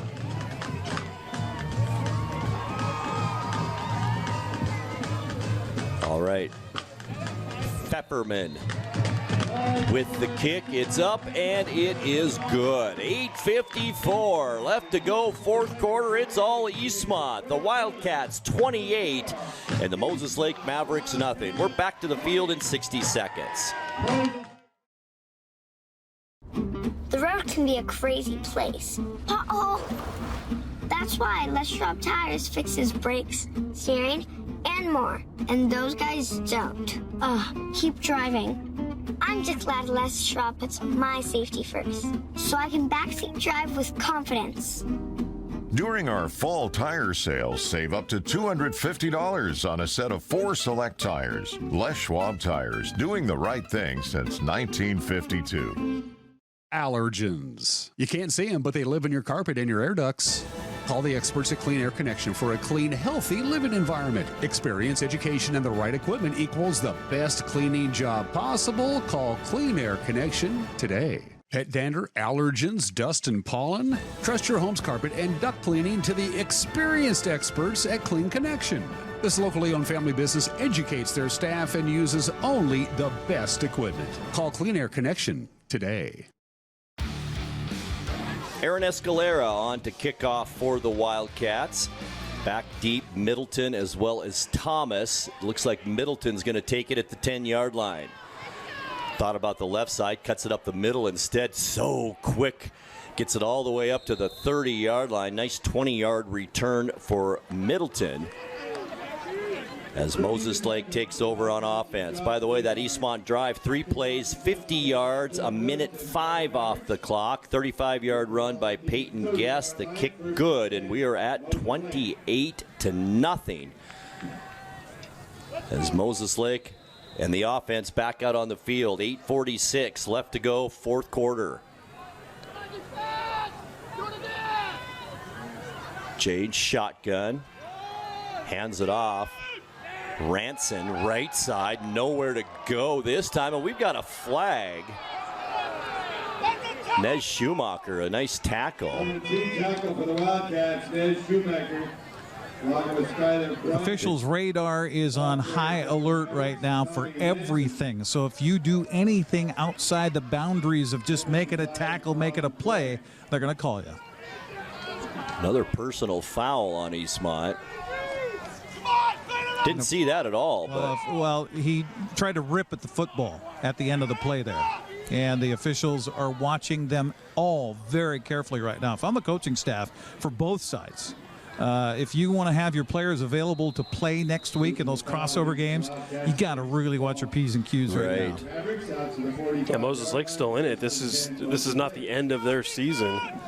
They're going to have to play a few more games before That's this is right. all said and done. Well, that takes the ball up to the Moses Lake 45-yard line. 1st and 10 Mavericks now. Ranson in motion left side. Blitz coming. Receiver open on the right side. It's Kyson Thomas as he gets pushed out of bounds after a first down at about the Eastmont 43-yard line. Good poise by Brady Jay there. Had Connor Praser coming right at him. Was able to just stand in the pocket, stand strong, and make that pass out to the right flat. Good gain for Moses Lake. 12 yards on that play into Wildcat territory. At the 42 as we dip under 8 minutes now left in this game. 2 receivers left side, 2 to the right. Ranson stays in the backfield. Jay back to pass. Lots of time. Throws a bullet downfield, and Thomas is there. All the way down to the 1-yard line. Flag down once again in the backfield, and this may be coming back. Thomas took quite a hit there as he came to the ground, slow to get up. 42 yards on that pass play if it stands. Now, Praser was putting the pressure on. He made a spin move. Question is whether he was held as he spun or he hit the quarterback late. And they're picking up the flag, so that is going to be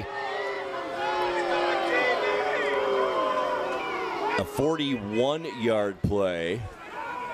Down, I believe, to the 1-yard line. Coach Don is not happy about that flag being picked up. Like they're going to place it at the 2-yard line. 40 yards on that play. Big play. You knew Thomas was going to make a play eventually in this game. He's been kind of quiet tonight. He was helped off the field at the end of that play. Now here we go. Mavericks looking for their first points of the ball game, and we are at about 7.5 minutes left in the fourth quarter. Jay, empty backfield again. 5 receivers in this set. Quick throw right side. Zielinski in coverage. Did he come down with it? And it looks like it's out of bounds over there. It won't count. Caleb Jones, the intended receiver that time. Eastmont playing man up with one over the top on the field side over there, the boundary side, I'm sorry. And what I'm surprised about is that Brady Jay doesn't run it in here. I mean, you got everybody all spread out. Jay has the ability to run all over the place. And he doesn't have a rushing touchdown yet this season. That is hard to believe. 2nd and goal, Mavericks. Ranson in there at running back to Jay's right. Jay looks right, rolls that way now, comes back across the field, and we've got a flag down. This might be interference in the end zone. Graydon Schneider in on coverage.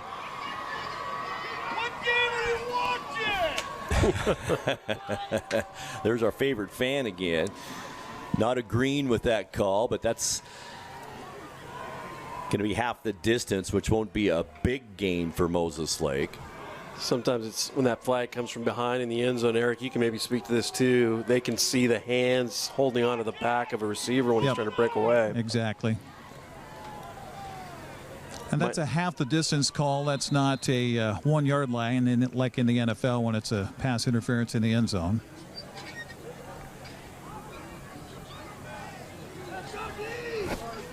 All right, so Moses Lake at about the 1-yard line, maybe 2-yard line. 1st and goal. 2nd and goal, rather. No, it should be 1st and goal. That's what I was thinking, too. The pass quickly out in the flat, but a gang tackle. Schneider in on one of the guys in on that tackle. Also in on that, Josh Leonhardt. Ranson on the reception. For the Mavericks. Lose about 2 there. Lost about 2. Yeah, it should be back second to the down 4-yard line. The down marker says third down. The scoreboard says second down. I believe it's second down. Yeah, I do too. Pass interference should have been a first down. Mavericks. Jay now standing in shotgun back at the Eastmont 10-yard line. This is where Eastmont has been stellar here tonight. Jay, lots of pressure from his right side. Easy pass, Ranson into the end zone, and that's a touchdown for the Mavericks. Touchdown, Moses Lake. 5 yards, Ranson from Jay.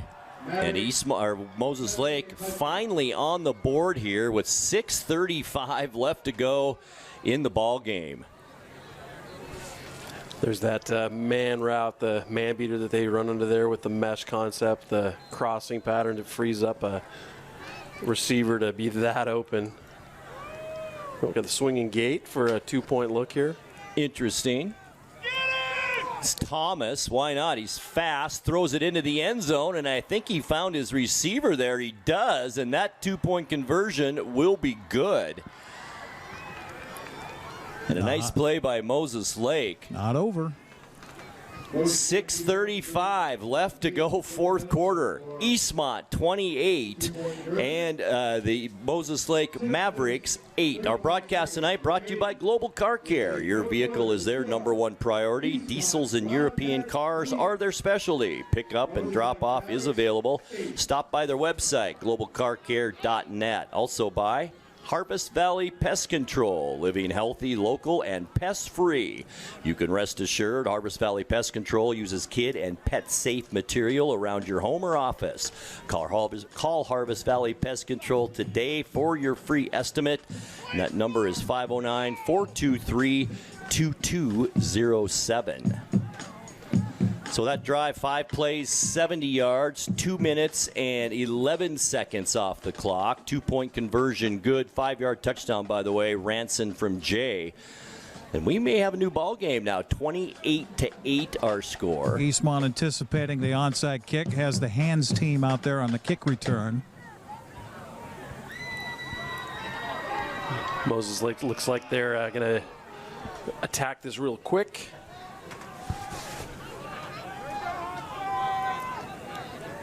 Hands guys out there, definitely for the Mavericks.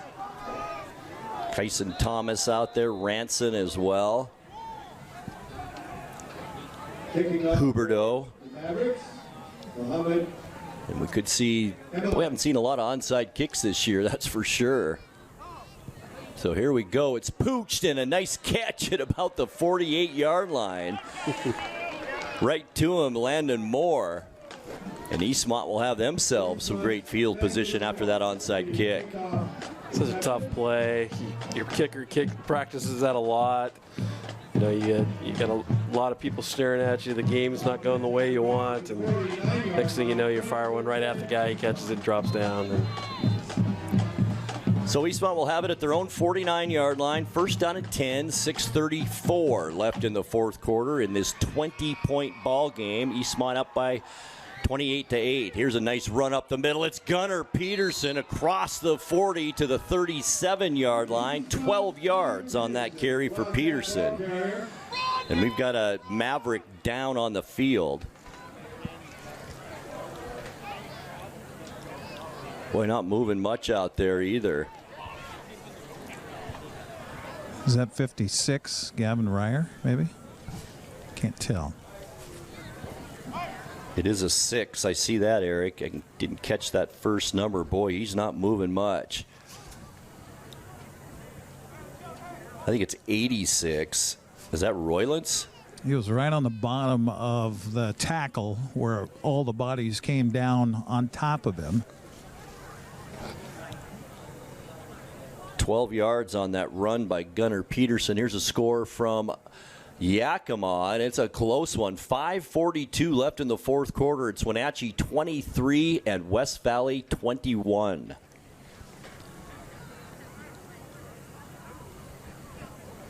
As the Maverick still lays on the field. We'll take a break and we'll come back. Our score here with 6:27 left in the fourth quarter. It's Eastmont 28 and Moses Lake 8. We'll take 30 seconds and we'll be right back. Stay with us.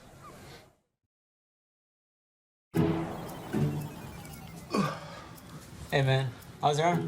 Getting better, actually, thanks. Did they give you anything for pain after surgery? Because I think I may have some left over. Nah, that's all right, man. Actually, me and my doctor talked about not sharing prescriptions, and that ibuprofen is a good option for me. The risk of addiction, it's not worth it. Makes sense. Take the next step. Don't share your prescriptions, and talk to your friends about the dangers of opioids. Können Sie mir das Problem sagen? Meinen Zylinder überschwingt.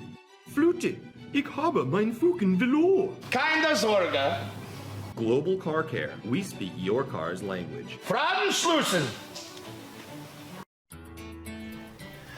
Hey, you. Well, I got a leaky transmission, my head gasket's shot, and I could use some new brake pads. That dog don't hunt. Global Car Care. We speak your car or truck's language.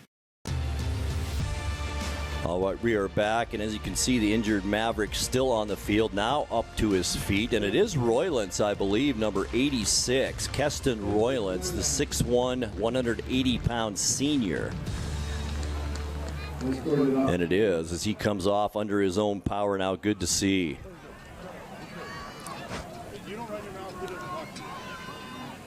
All right, we have 6:27 left to go in the fourth quarter. Eastmont holding on to this 28-8 lead. Eastmont has the football, first down and 10 at the Moses Lake 37-yard line.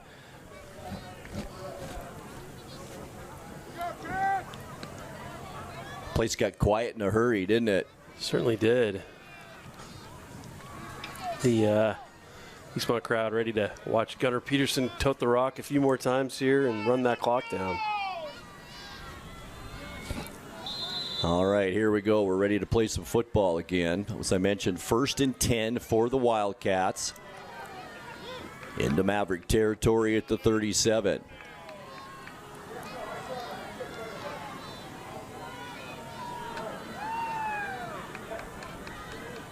I think Gale just wanting that play clock to go down as far as he can get it. As you said, Brandy, it'll probably go under center at about 10 seconds. There it is. Game clock moving. He's still waiting 7 seconds now as Moore goes in motion. Handoff, it's Peterson. You called it, Brandon, up the middle of the field. Gets a deflection block and then gets tripped up at about the 3-yard line. 35 yards on that carry for Peterson. I think it was Adrian Ruffins that took him down.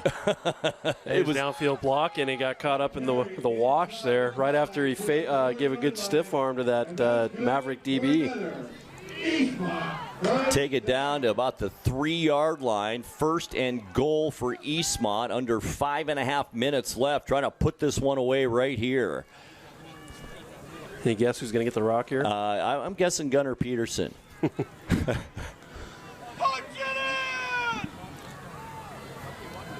don't know. They got Leonhardt in, isn't it, as a left wing? He's over in that left slot area, yeah. I think Coach Don. You know, it was interesting. Yesterday when I was talking to the line, I said, hey, you know, sometimes in the past in these games they have made a special play for an offensive lineman. They said, no, we don't know anything about it. Well, they got Josh Leonhardt in there right now, so maybe big number 8 going to get the football.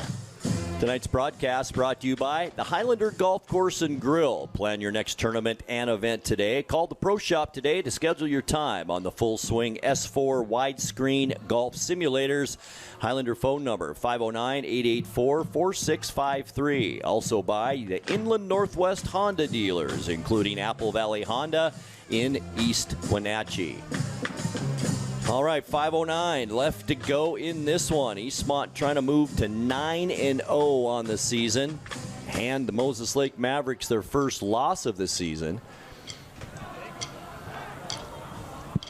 Now, one thing to watch here, if they do try to give the ball to Leonhardt, it's a guy that doesn't normally carry the rock. So handling is important. That's a good point. As he stays out there, also out there, Skylar Bryant. He's on the right side, normally a linebacker. So Leonhardt and Bryant, both linebackers in there. I think we're going to see something here with Peterson in the backfield. Leonhardt in motion. They're both just going to sit in there and block for Peterson, who gets very close to the end zone. They're going to mark him just shy, I believe. I think we got excited about just the jumbo package where they had big blockers in there. Gain of 2. That'll take it down to about the 1 yard line. Good look to get an extra blocker in there using that size. Smart move by Coach Don there. Second and goal from the 1 yard line as the clock moves, approaching 4.5 minutes left.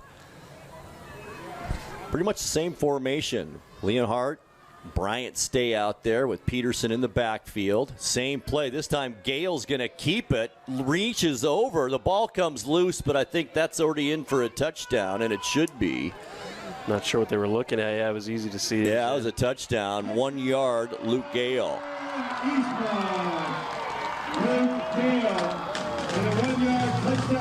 Don't see Luke Gale with a rushing touchdown very often. Well, that's where you want him, right there. Right. Try to limit the mesh on the exchange. Luke's 4th touchdown rush of the season. Kai Pfefferman on for the extra point. Schneider the holder. 4:19 left to go. Trying to make this a 35-8 ball game.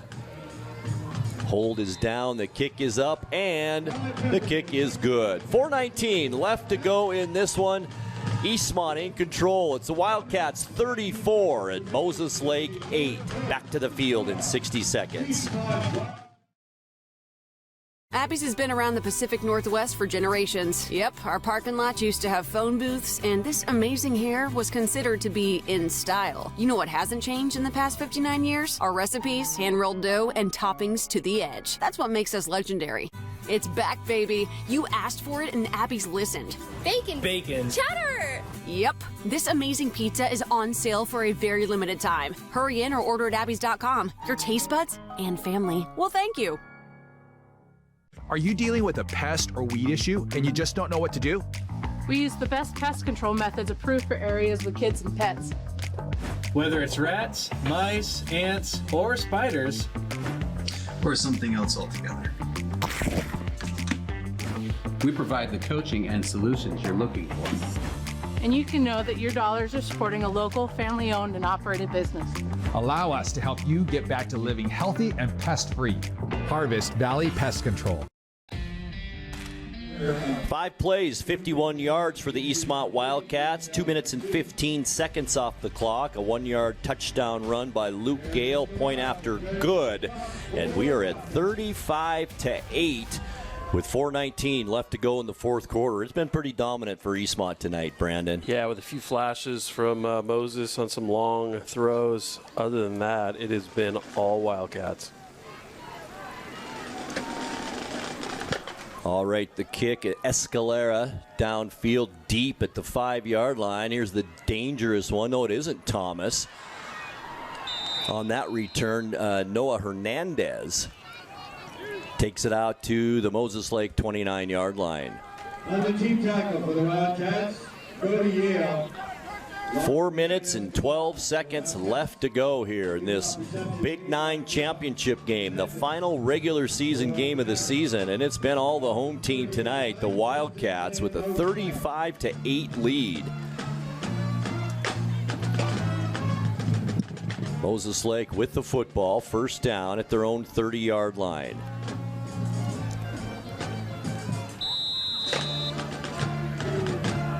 Jay stays in there, quarterback. I see a lot of fresh jerseys out there right now. Looks like Moses Lake has conceded that at this point with 4:12 left, not much they can do. See a sophomore Tice Miller out there at receiver. He's at the bottom of the screen. Here's the snap. Jay back to pass. Here he has his receiver. Beautiful pass at about the 40 yard line. Hayden Throneberry. Is that his first catch tonight? I have him down for one that was just a 2 yard dump off earlier. Maverick.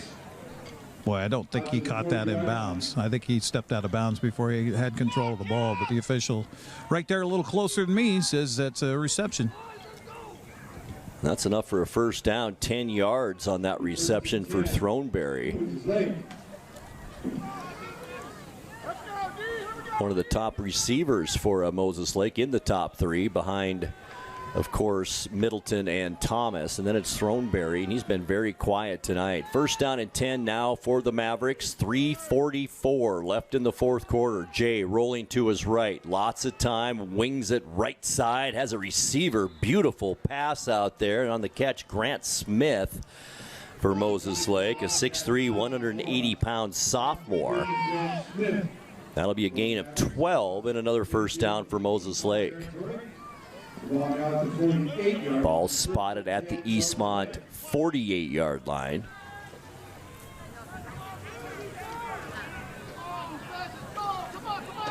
Three receivers left, two to the right for the Mavericks. Jay looking to wing it right. He does so. It's his big receiver over there, Caleb Jones, 6'3", 210-pounder, and that's going to be another 12-yard gain and another first down for the Mavericks. Stops the clock at 3:31. Ball at the Eastmont 36-yard line. This drive began back at the Moses Lake 29, and 3 plays just like that. We're in Eastmont territory. Brady Jay's only 10 of 23 in the second half, including the last few completions. Very unlike Brady Jay this season, that's for sure. First and 10, quick pass again. This time it's over the middle. It's caught and down at about the 21-yard line. That's 15 yards on that reception. And on that catch, Grant Smith once again for the Mavericks. He's a slot receiver on the top of that formation and able to slip inside with not much safety help because the safety's over covering the other 3 receivers. Moses Lake not interested in stopping the clock here at this juncture. 3:09 left. Ball at the Eastmont 21. Ranson motion left side. 2 receivers on the short side of the field right. Jay straight drop back. Now rolls a little bit to his left. Now just forced to throw it away. Good coverage downfield by the Wildcats. And we have another injured Maverick. This might be Connor Reed. Hopefully it's a cramp. He's reaching for his left knee, though, but he's been playing both ways here through this ball game. He's had a good game defensively for Moses Lake, but down right now. Yeah, he really has had a good game defensively. 6'2", 230-pound sophomore. Boy, they're loaded with sophomores on this team. I think we're going to see a lot of the Mavericks here in the next couple of years. Right, I think it counted Eastmont had something over 20 seniors tonight, and Moses Lake in a couple of years will be in that same kind of situation. Tonight's broadcast is brought to you by Save Mart. Shop smart, shop local, serving the Wenatchee Valley since 1962. And by Together for Youth, encouraging you to dispose of unused and expired prescriptions to protect youth and the environment. Find a kiosk near you by visiting medproject.org. And coming up, I want to mention Friday, November 3rd, it's the playoff game right here at Eastmont High School. The Mid-Columbia Conference, the number 2 team from down that way. Actually, that changed. I just talked with Russ Waterman. Oh, okay. He said that Eastmont will host what it looks like will be a mini playoff in the GSL. So one of those teams will be coming here. I got you. Regardless, we'll have the game here on the NCWLIFE Channel. And that could be Friday or Saturday. Is that what they announced? Right. Yes. Now the home team gets the upper seeded team, so the home team gets the choice on that on a Friday, Saturday, I believe. I believe so, yeah, I think so. So right now they're telling me it'd be Friday at 7 o'clock. Of course. If you're the home team, you want to have your opponent have a long week of game and practice. Yep. And travel.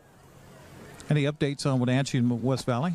Not since the last 23-21 Wenatchee with 5:42 left. No updates since then. Okay. All right, here we go. Second down and 10 for Moses Lake at the Eastmont 21-yard line. Jay back to pass, looking left, wings it down there, and it's picked off in the end zone by the Wildcats, Matthew Bender. in the end zone. And the 4th interception of the night for Brady Jay. How about that defense here tonight for the Eastmont Wildcats? Brady Jay came into the bowl game with 8 interceptions on the season. They picked him off 4 times here tonight. Boy, this has been...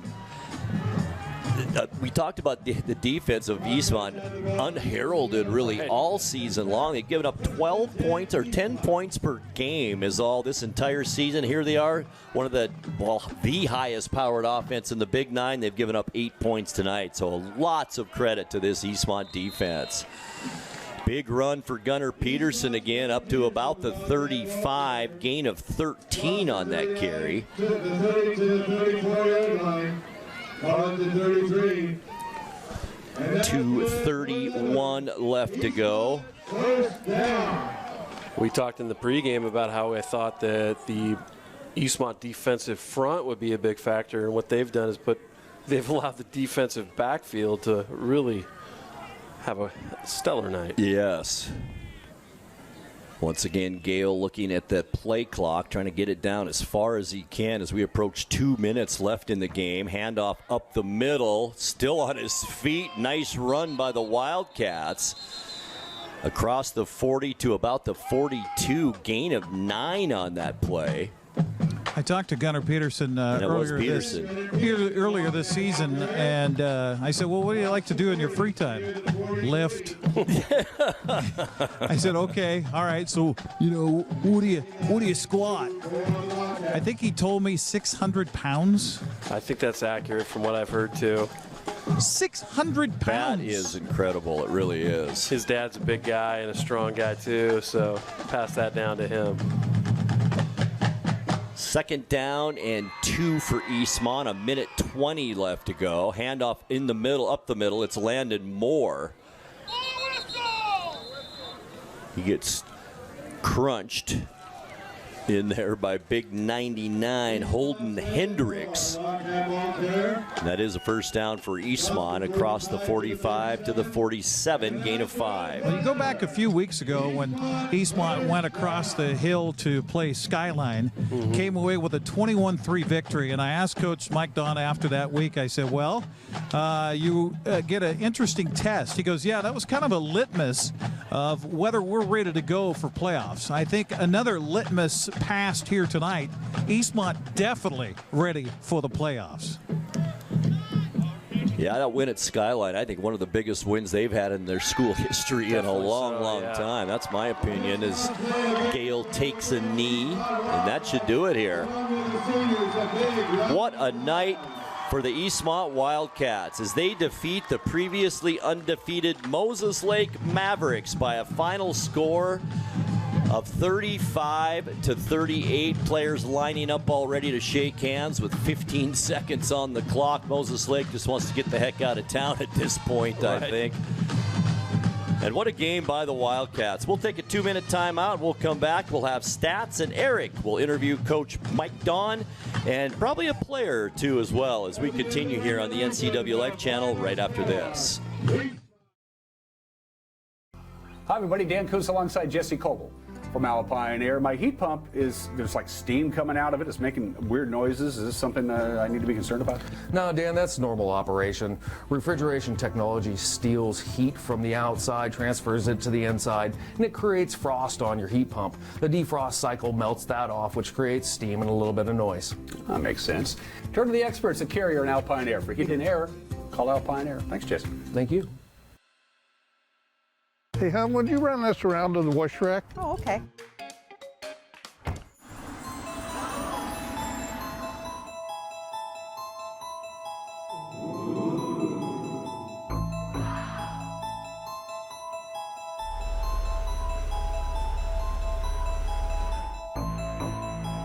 Hey, hon, what happened? They shrunk the truck. The all-new midsize Canyon is now available at Sangster Motors. Meet the Move Meter from Coldwell Banker. Just enter any 2 cities and see how a potential move scores based on cost of living and more. Let's make your dream place a reality. Meet the Move Meter from Coldwell Banker. Just enter any 2 cities and see how a potential move scores based on cost of living and more. Let's make your dream place a reality. You don't have to be a member to enjoy the view and dine in style at Highlander Bar and Grill, located in East Wenatchee. Highlander Golf Course has added 2 state-of-the-art full swing simulators. Food and drink service is available from our full-service bar and grill, offering breakfast, lunch, and dinner 7 days a week. Indoor and outdoor seating available. Call Shalane, our on-site coordinator, to schedule your special event. Grant Olson, Brandon Harle, and Eric Granstrom back with you at Wildcat Stadium, where the Eastmont Wildcats remain undefeated and win the Big 9 Conference Championship with a 35-8 victory over the Moses Lake Mavericks. And Brandon, is it a game that we thought would lived up to the potential that we?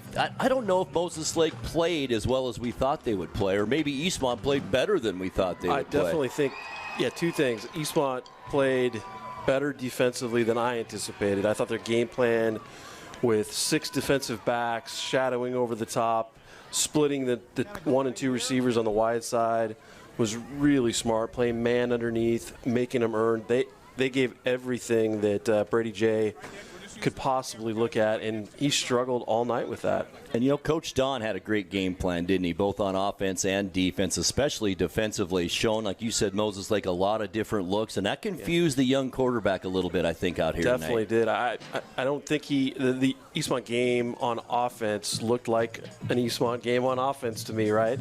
Pound the ball, right. Let's go sweep, trap, counter.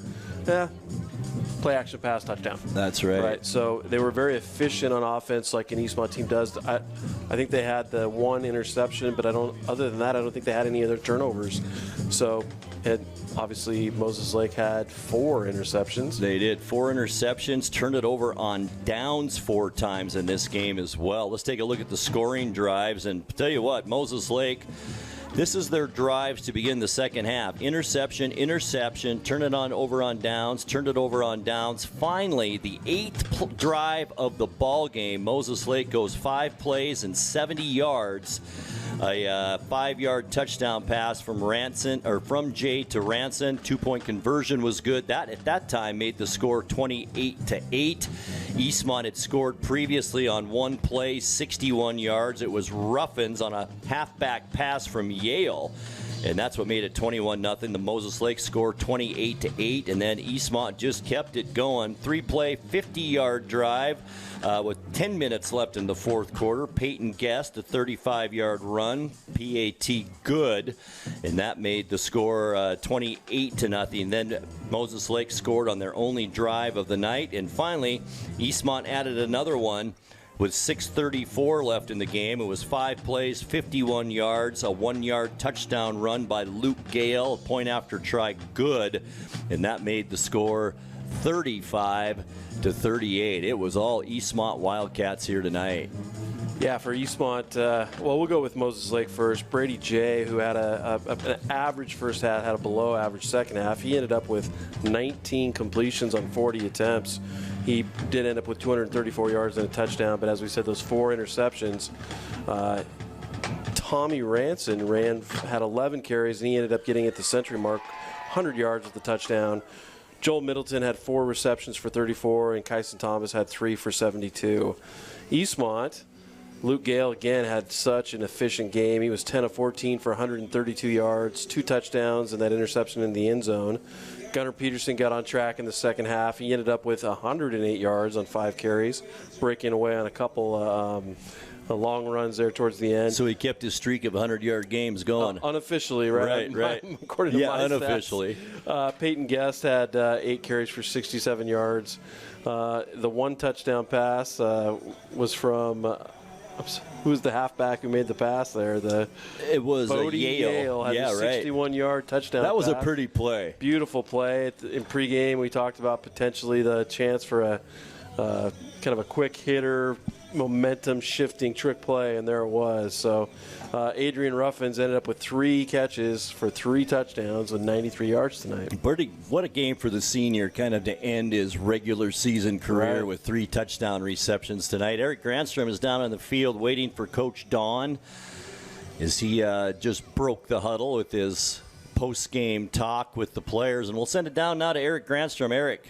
I was saying towards the end of our broadcast that game over on the west side against Skyline, a 21-3 win, you said, okay, that was a nice litmus test to see if we're playoff ready. Yep. What does this say about your team right now? I think we're a playoff caliber ball club. I really feel like we've come a long ways as a program, and this group has shown that they belong with anybody.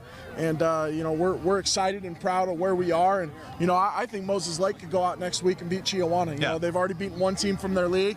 I could see both our teams, having an opportunity to advance.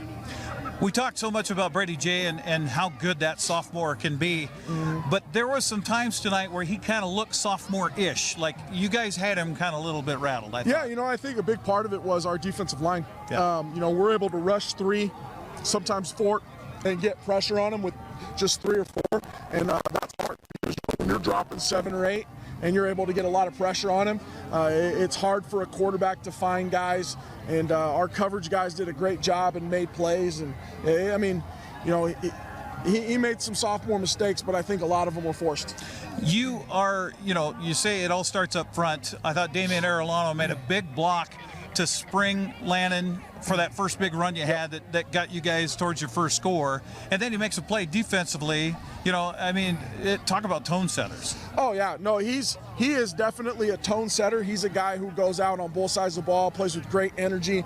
When he hits you, you feel it and you know he's there. In my opinion, he's going to be he's going to be the lineman of the year in our league. He is the best offensive lineman in our league, and he showed it, and he's shown it all season. We got to get a little love to your freshman too, Zielinski. You put him out there, he's on an island, he's against one of the best receivers in the Big 9, if not the state of Washington. He comes up with several big plays there for you. Unbelievable. They decided they were going to try to pick on our freshman, and he made play after play, fades in the end zone, a pick where he just took it away from the second leading receiver in our league. He just said, that's my ball.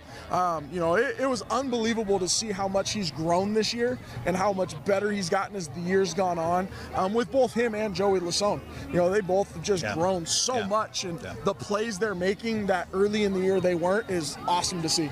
Well, congratulations on the win. Congratulations on repeating as Big 9 champs. We'll see you again next week. Thank you very much. All right, there you go. Michael Don joining us here on the postgame show. We're going to talk to Adrian Ruffins as we continue next here on the NCWLIFE Channel. When your heating or cooling system is giving you trouble, call the diagnostic doctor from Dick's Heating and Air Conditioning.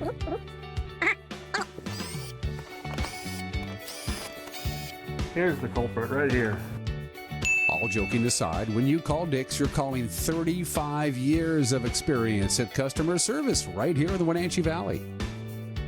Dick's strongly believes in repairing before replacing, and they service all major brands of HVAC units. The Wenatchee Valley. Here, most of us really enjoy the great outdoors, and most of us try to make the most of our natural resources. Here at Apple Valley Honda, we know that for generations, we have harnessed nature to sustainably power the West, and we are proud to be part of that tradition as an environmentally green dealership award winner. Being a green dealership means Apple Valley Honda has reduced our overall environmental impact. We are so proud to live in this wonderful community. At Confluence Health, our mission is clear: to provide exceptional care for our community.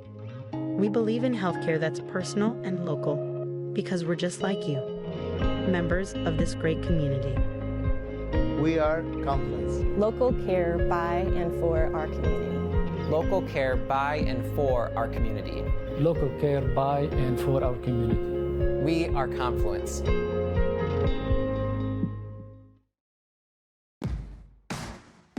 Back again here on the postgame show on the NCWLIFE Channel. The Eastmont Wildcats knock off the Moses Lake Mavericks 38-8, or 35-8, I should say. Adrian Ruffins joining us now. So, first of all, congratulations. Thank you, sir. Talk about this win for you guys tonight. And let's see, I had you for 3 touchdowns all season long. You get 3 touchdowns in one game tonight. I love it. I love it. Did you guys see something in the prep this week that made you think that you might be able to get in the end zone? No, I was surprised actually to get the ball that much, but they found me open and my QB delivered. So. We talk so much about Gunnar Peterson and we talk about the running game, and I know that you like making those blocks downfield, don't you? I love it. I love it. So which is better, a pancake block downfield on a DB or a touchdown? I'm going to have to say a touchdown. Talk about what this means for you guys. I know as seniors and this group and how much senior night tonight, you get a win over the rival, you get the Big 9 title. Tell me how you're feeling right now. I'm feeling amazing. It was a very big change from last year, beating them in overtime or not overtime, second left. Yeah. And then Hail Mary. Great. I was not expecting it, but we played amazing defense and offense. Defense, picking wise. Bender, he played amazing. Yeah. And how about that freshman Zielinski? Oh, I know. What? Are you kidding me? Yeah. Yeah, that's pretty sweet. So what does this say as far as Eastmont postseason? Here we go next week, crossover game here on Friday or Saturday, whenever that happens. I feel like it gives us some confidence going into our next game, knowing we haven't been passing the best throughout the season, but today proved a lot that we can do that, and I feel like we're gonna have a lot of confidence for our next game. It was a little tough for Gunnar to get any running room in that first half. They did a good job up front. Was there any kind of little panic for you guys, or was it just, we'll get it? I think yeah, we were just gonna get it. How about those balls from your quarterback, Luke Dale? Loved them. Didn't ask for anything better. Yeah. All right. Well, there you go. Congratulations, Adrian. That's a big win for you guys. It's the Eastmont Wildcats advancing and winning the Big 9 championship for the second season in a row. Adrian Ruffins joining us on the postgame show. We'll come back and wrap it up coming up next here on the NCWLIFE Channel. One of the inland Northwest's most extraordinary four-wheeled beasts, the Honda SUV thrives in a diverse habitat. Comfortable in rugged terrain or roaming city streets, it can travel hundreds of miles on a surprisingly small amount of fuel. Fiercely protective of its young, the Honda SUV is known by its distinctive markings, CRV, Pilot, Passport, and Ridgeline, and can live happily for decades in any garage or driveway. Catch it now at your Inland Northwest Honda dealer. Honda can handle it. 8 different political campaigns, 16 candidates, 3 cities deciding their future. NCWLIFE wants you to be informed when you cast your ballot in this November's election. That's why we're sitting down with candidates across the ballot for mayor, city council, and school board to talk through the issues and help you make the best choice. Look for those interviews right here on this channel starting October 22nd and on our website, ncwlife.com.